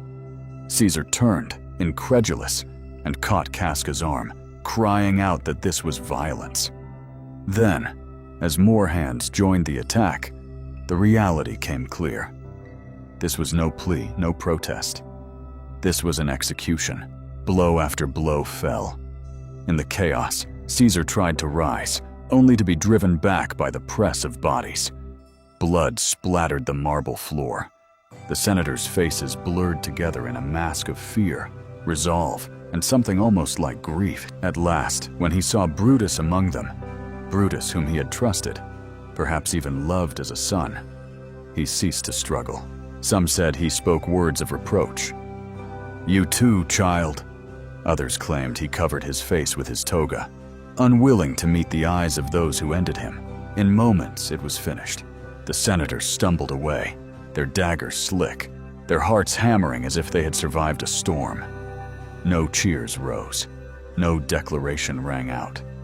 There was only the ragged sound of breathing and the slow spreading of blood across the floor tiles. Outside, Rome waited, still unaware. In a few hours, word would race through the streets, and the people would gather, not knowing whether to grieve or celebrate. For now, the only witnesses were the silent statues of Pompey, the cold colonnades, and the men who had convinced themselves they were saving a republic. Yet even in that chamber of violence, there was a hush that felt almost sacred, as if all of Rome was holding its breath. History, in that moment, was no longer merely a record of events. It had become something closer to a dream, inevitable, implacable, and sorrowful beyond any telling. And somewhere in the corridors beyond, the dawn continued to brighten, indifferent to the passing of the man who had once thought himself eternal. If you listen long enough to the echoes of that day, you may still hear the quiet steps retreating, the blade slipping into folds of cloth, and the last whisper of Caesar's life leaving the world that could not contain him. The city after the fall. In the hours that followed Caesar's death, the city of Rome drifted into an uneasy stillness, as though every stone had absorbed the shock. Word traveled by whispers at first, hesitant and disbelieving. Julius Caesar was dead, killed not by foreign enemies, but by the very men who had once called him friend. Outside Pompey's theater, citizens began to gather, drawn by a dull curiosity and the thrill of rumor. They peered through the colonnades, trying to glimpse the scene within, but the assassins had already slipped away, some vanishing into alleys, others hurrying toward their estates beyond the Tiber. The Senate was deserted, the body left behind on the marble floor, a testament to what ambition could achieve and what it could cost. When servants finally carried Caesar's corpse home, a hush rippled through the crowd. Some covered their faces, shamed to look upon the ruin of their leader. Others simply stared, transfixed by the sight of greatness reduced to something so small and still. The lictors, whose duty it had been to protect him, walked in silence, their faces lowered, as though even the symbols of power no longer held any purpose. At Calpurnia's house, the body was laid upon a low couch, the blood congealing on his garments. Calpurnia wept in private. She had dreamed of this ending, yet dreaming had done nothing to prevent it. No prophecy, no pleading had been enough to halt the tide. All across Rome, people began to debate in murmurs whether this was a liberation or a calamity. Shopkeepers wondered if there would be riots. Soldiers questioned whom they should obey. Senators locked their doors, fearing vengeance from the plebeians. The air itself seemed to vibrate with uncertainty, as though Rome could not decide whether to mourn or to rejoice. Meanwhile, Mark Antony, who had not been among the conspirators, was plotting how best to turn this chaos to his advantage. He understood that power seldom remained unclaimed for long, and in Caesar's death, he sensed the opportunity to inherit not just authority, but the devotion of a city that still clung to the idea of a single guiding hand. When the time came to present the body for the funeral, the forum filled with thousands. They pressed shoulder to shoulder, craning for a glimpse of Caesar's funeral bier, garlanded in laurel and draped in the deep purple of triumph. Some wept openly, struck by the memory of the feasts and games he had given, the coin he had distributed, the victories he had proclaimed in their names. Antony, standing before them, read aloud Caesar's will. His voice, usually smooth and measured, rang with a practiced sorrow as he announced that every citizen would receive a gift of money. A murmur rose, a tide of gratitude and guilt, mingled with rage at the men who had claimed to act in the name of liberty. Antony let the scroll fall silent for a moment, then gestured to the body. They say it was the sight of the wounds that turned the crowd. The red gashes, still stark against the pale flesh, made the abstract idea of restoring the Republic seem trivial compared to the reality of betrayal. One by one, voices rose, cursing the conspirators. Some wept. Others shouted that Caesar's spirit would haunt the city until justice was done. Soon, the funeral pyre blazed. Flames climbed the wooden platform, and the heat drove the crowd backward in a swelling tide. Yet no one turned away. They watched until the last flicker died, until the body had become a memory they would carry like a hidden ember. Afterward, some took burning brands from the pyre and ran through the streets, setting fires at the doors of the assassins. In that night of confusion, the old order began to crumble. The Senate, once so confident in its righteousness, retreated behind guarded walls. The city seemed to drift in a kind of fever, waiting for someone to claim the vacant throne. If you were to walk the streets then, you might have felt how fragile all the laws and customs had become. Rome, the eternal city, was in truth only a gathering of men and fears, of pride and longing. And in the space left by Caesar's passing, 100 ambitions took root. From the rooftops, the smoke from the funeral pyre curled into the darkness, mingling with the night air. It smelled of cedar and flesh, and something harder to name, an ending that was also a beginning. And somewhere in that hush, a whisper spread. Caesar was gone, but the idea of him had not perished. It was alive in every heart that still beat faster at his memory, in every hand that clutched a coin stamped with his profile, in every mind already wondering what vengeance might look like. Even in death, he had not relinquished his hold upon them. And if you listened carefully, you might have heard the soft footfalls of destiny, moving closer, ready to claim the city he left behind. The rising storm. In the days after the funeral, the city of Rome felt like a vessel straining at the seams. Though the conspirators insisted they had restored the Republic, no sense of triumph lingered in the streets. Instead, there was a charged stillness, like the hush before a summer thunderstorm breaks over the fields. Mark Antony wasted no time. He summoned the Senate and spoke with the smooth composure of a man who understood precisely how fear could be transformed into power. Standing among the marble columns, he reminded them that Caesar had been declared a god in life, that the people adored him still, that the legions would never forgive this murder. His words were soft, measured, each syllable a quiet threat. No shouts, no overt demands, only the steady drip of inevitability, wearing away their confidence. Some senators listened in stony silence, refusing to betray their unease. Others shifted in their seats, glancing at one another as though to confirm they were not alone in their apprehension. In the shadows of the Curia, news of Antony's intentions spread. He meant to seize the moment, to claim the loyalty of Caesar's veterans, to stir the plebeians to fury if the Senate dared to oppose him. Meanwhile, the conspirators retreated behind locked doors, issuing proclamations that spoke of liberty and the restoration of old virtues. But the words fell flat. For too many Romans, liberty was an abstraction, while the memory of Caesar's generosity was tangible as a coin in the palm. He had fed them, entertained them, led them to victory. Now his assassins offered only sermons. At the same time, another figure began to stir in the provinces.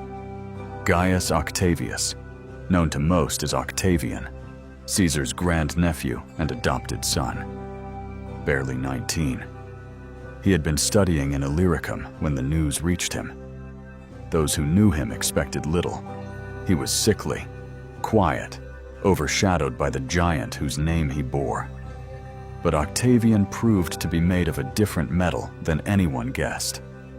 With a calm determination that would one day become legend, he began gathering supporters, writing letters to influential allies, reminding them of the inheritance Caesar had left him, not merely in coin, but in claim to authority. As spring ripened into summer, Rome became a city of rumors. Every tavern hummed with speculation. Some whispered that Antony and Octavian would surely clash. Others insisted the Senate would rally its own armies to defend the Republic. And still others, the most weary and practical, shrugged and said that power would go wherever the soldiers pointed their swords. Meanwhile, in the Forum, the statue of Caesar remained draped in wreaths and ribbons. Each morning, fresh flowers appeared at its base. In the evenings, candles glowed in little constellations, left by hands too timid to be seen in daylight. It was as if the city itself refused to let go of his memory, cradling it like an ember that refused to die. Antony, watching this devotion, understood he need only wait.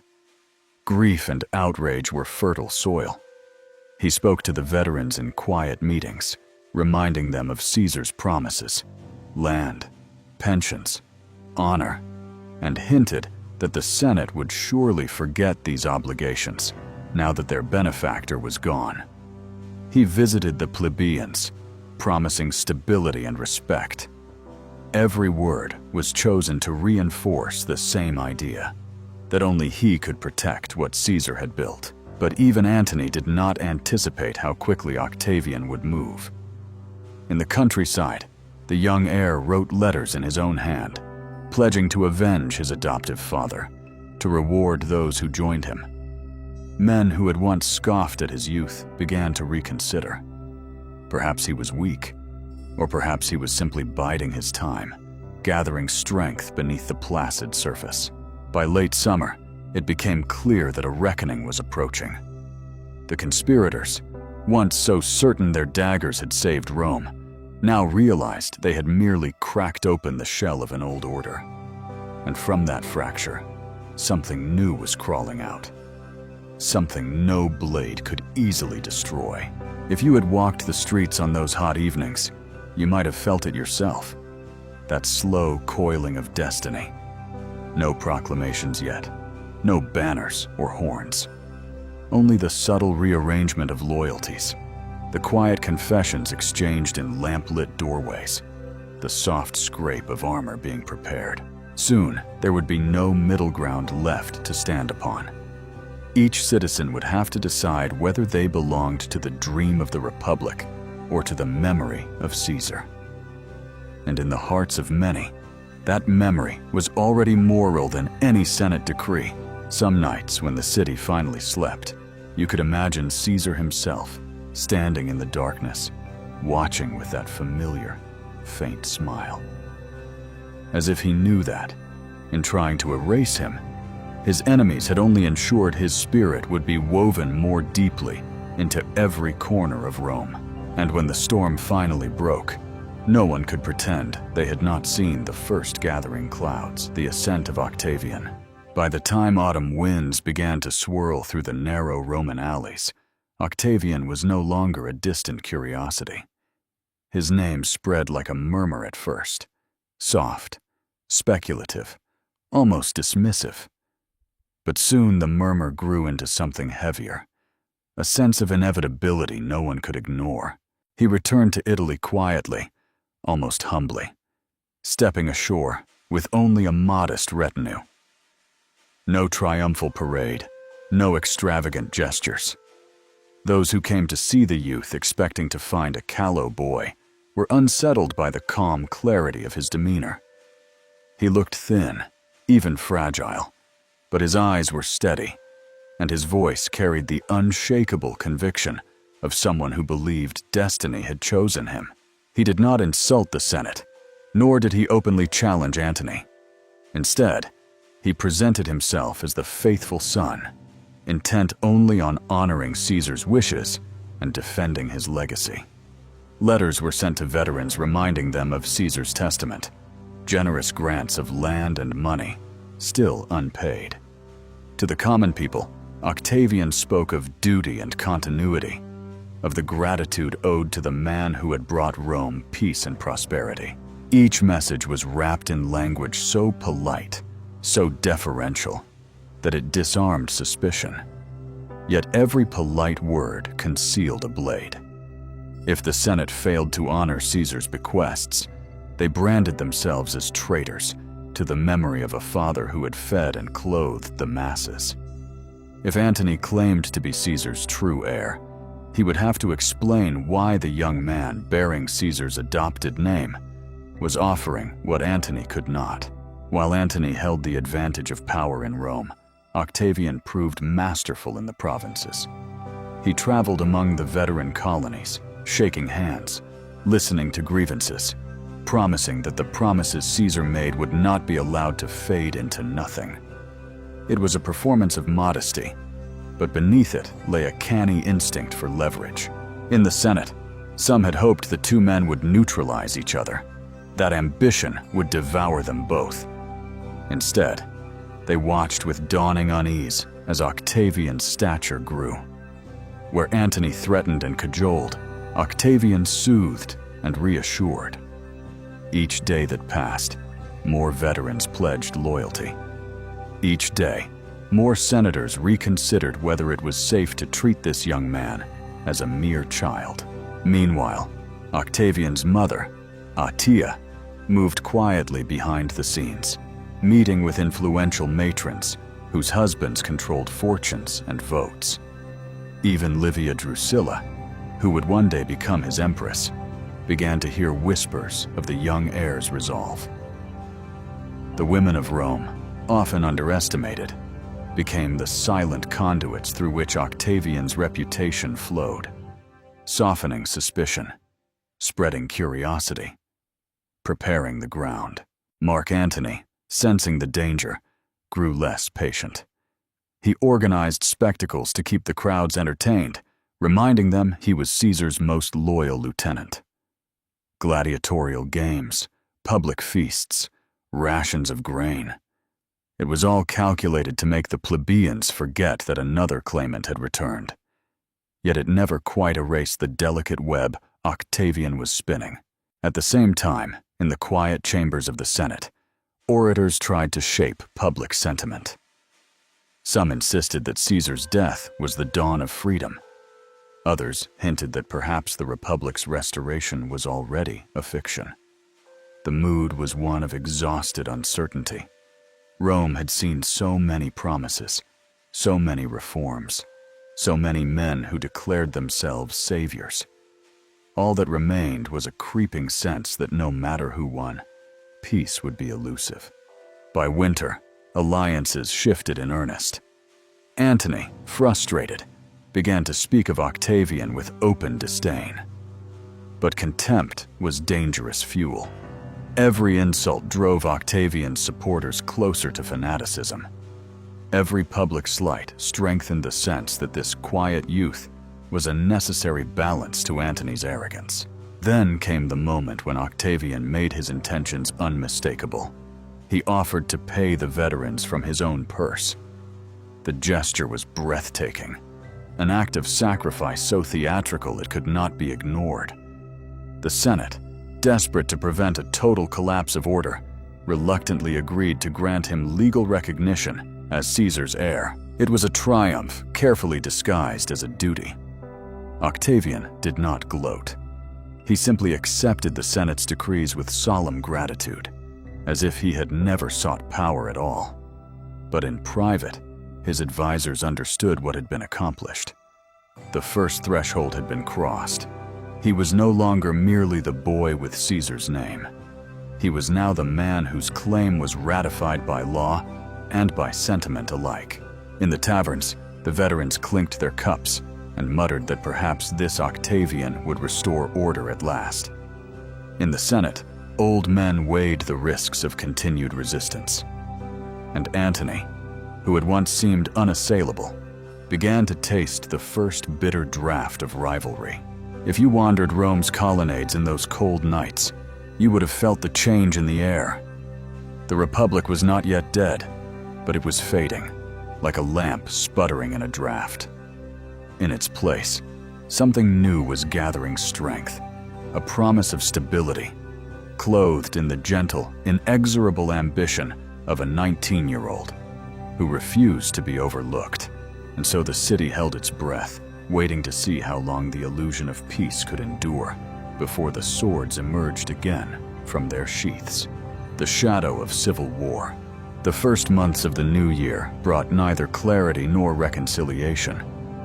Rome existed in a hush that was not quite peace, a tense suspension in which no one dared to move too quickly, lest the illusion shatter. Yet beneath the stillness, the old rivalries continued to ferment. Octavian and Antony had become the twin centers of gravity around which every ambition, every fear, every whisper revolved. The Senate tried to maintain the fiction that the Republic remained whole, that its laws still governed men's actions. But in the streets, among the soldiers and the shopkeepers and the clerks, it was clear that nothing would ever return to what it had been. Antony, restless and wary, began to gather more troops. He had never been a man of subtlety.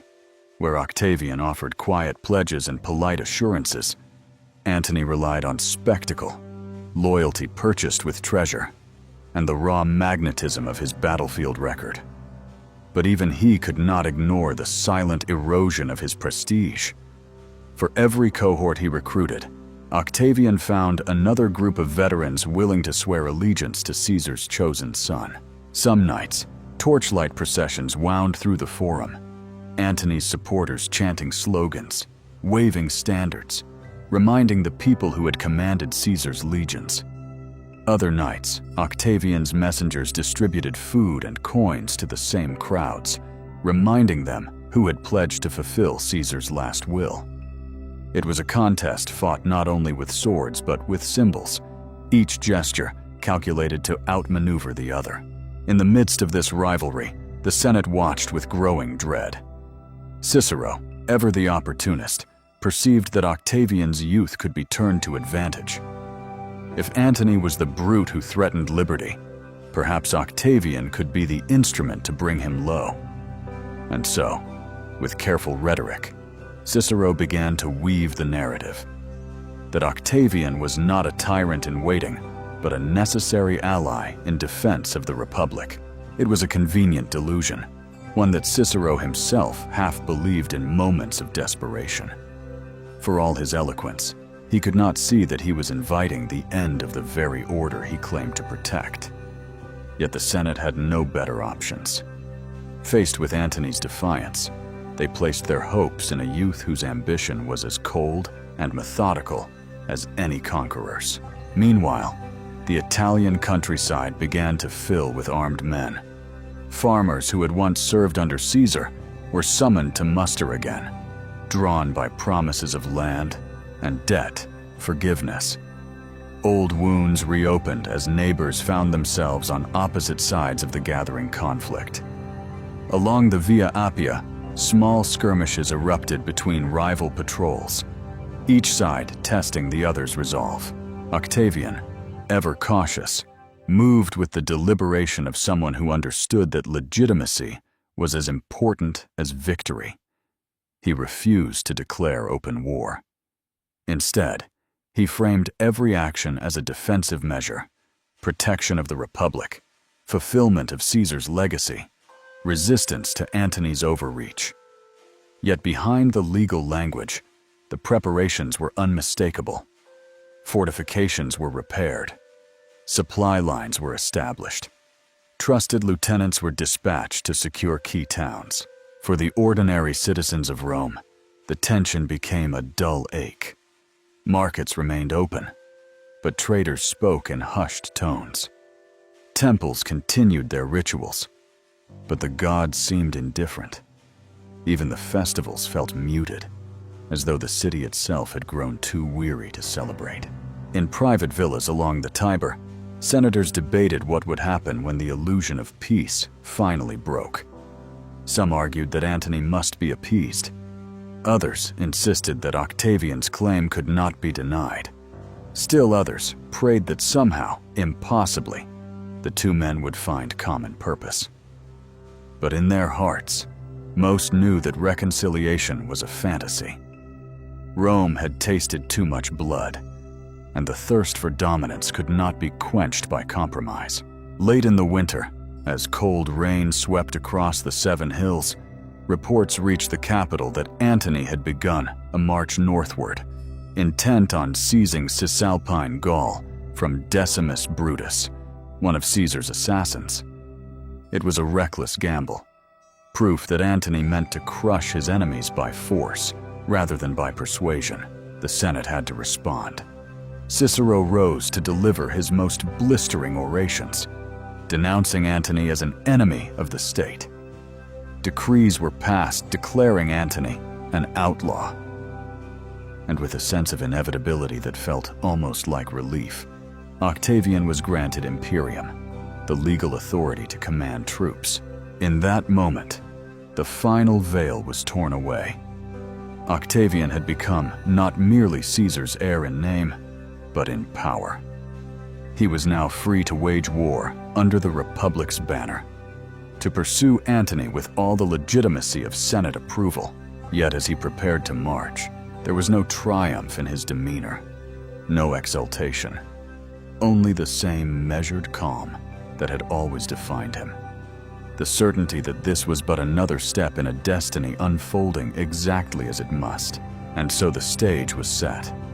Two men, both claiming to speak for Caesar's memory, one driven by the force of his charisma and the blunt certainty of his will, the other guided by the quiet, unyielding conviction that Rome could belong to no one else. In the gathering dusk, the city listened for the tramp of legions in the distance, each footstep a reminder that the peace they pretended to cherish had already died, and only the final reckoning remained. The long road to Actium. The years that followed unfolded with a slow, inexorable certainty, like a tide that could not be held back by any decree or prayer. The war between Antony and Octavian moved through phases of confrontation and uneasy reconciliation, each episode more corrosive to the old institutions that still pretended to guide Rome's destiny. After Antony's failed attempt to seize Cisalpine Gaul, he was forced into retreat, negotiating a temporary truce at Brundisium. For a brief moment, The Republic seemed to have rescued itself from outright civil war. The two rivals divided the known world between them, Octavian commanding the west, Antony ruling the east. Lepidus left with Africa as a consolation prize that fooled no one into believing he was an equal partner. It was a settlement born of exhaustion rather than goodwill. Behind every handshake and public proclamation of unity, both men watched each other with cold calculation. They understood that such an arrangement could never endure, not while both lived and both claimed to be Caesar's true successor. In the east, Antony found a stage grand enough for his appetites and ambitions. He established his court in Tarsus and then in Alexandria, where the Egyptian queen, Cleopatra, waited with all the seductive power and ancient prestige of her dynasty. Their union was a confluence of need and desire. Antony longing for resources to sustain his campaigns, Cleopatra seeking protection for her throne and a place in Rome's designs. Stories spread back to Italy, whispered by merchants and embassies, of Antony arrayed in foreign silks, of feasts that blurred the line between ceremony and intoxication, of coins struck with his likeness beside Cleopatra's. To many in Rome, these tales were proof that he had surrendered to decadence, that he was no longer a Roman in anything but name. Octavian knew the power of such rumors. He understood that the battle would be won as much by perception as by arms. In the quiet chambers of his residence, he and his advisors crafted a narrative, one that painted Antony as a traitor enthralled by an Eastern queen, a man willing to divide Roman power to serve his own pleasures. While Antony waged campaigns in Parthia and later returned to Alexandria to rebuild his forces, Octavian tightened his hold on the West. Slowly, methodically, he took command of the legions, rewarded loyal officers, and extended his patronage over cities that had once wavered in their allegiance. He also knew when to display a carefully measured clemency.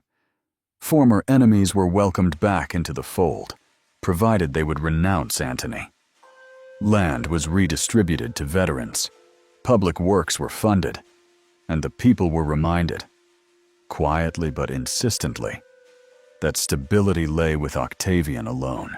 Even so, the equilibrium could not last. The final rupture came when Antony formally recognized Caesarion, Cleopatra's son, as the legitimate heir of Julius Caesar. To Octavian, this was an unpardonable challenge. It threatened to nullify his entire claim to succession. More importantly, it offered a symbol around which Antony's supporters could rally. In the Senate, Octavian's partisans read aloud Antony's so-called Donations of Alexandria, in which territories of the Roman East were granted to Cleopatra and her children. Senators gasped, whether in true outrage or practiced performance. It did not matter. The effect was precisely what Octavian intended: to depict Antony as a man who had betrayed Rome to a foreign dynasty. Soon, decrees were passed stripping Antony of his offices. War was declared not against Antony personally. Such a step might have seemed too openly fratricidal, but against Cleopatra, Queen of Egypt, the dangerous enchantress corrupting Rome's finest general. This polite fiction allowed the Senate to preserve a shred of dignity while authorizing Octavian to lead the campaign, and so preparations began for the final confrontation. Legions assembled along the Adriatic coast. Shipwrights labored day and night to build a fleet strong enough to challenge Antony's navy, commanded by the formidable Admiral Agrippa. Messengers flew between Rome and the provinces, summoning every available resource to the cause. Antony, in turn, gathered his allies in the east. He and Cleopatra arrayed their ships at Actium, a barren promontory whose name would soon be etched into the annals of history. They believed their combined armada could break Octavian's naval blockade and seize the initiative. Yet as the months passed, their position grew tenuous. Supplies dwindled, morale faltered. Desertions increased as soldiers realized that Octavian held the advantage not only in men and provisions, but in the hearts of the Italian people. The final engagement came on a morning suffused with the smell of salt and tar. The two fleets faced each other across a glassy sea, the wind rising and falling as though reluctant to disturb the balance. On Octavian's flagship, Agrippa prepared his squadrons with disciplined patience. On Antony's deck, the mood was tense, an awareness that this battle would decide more than any campaign before.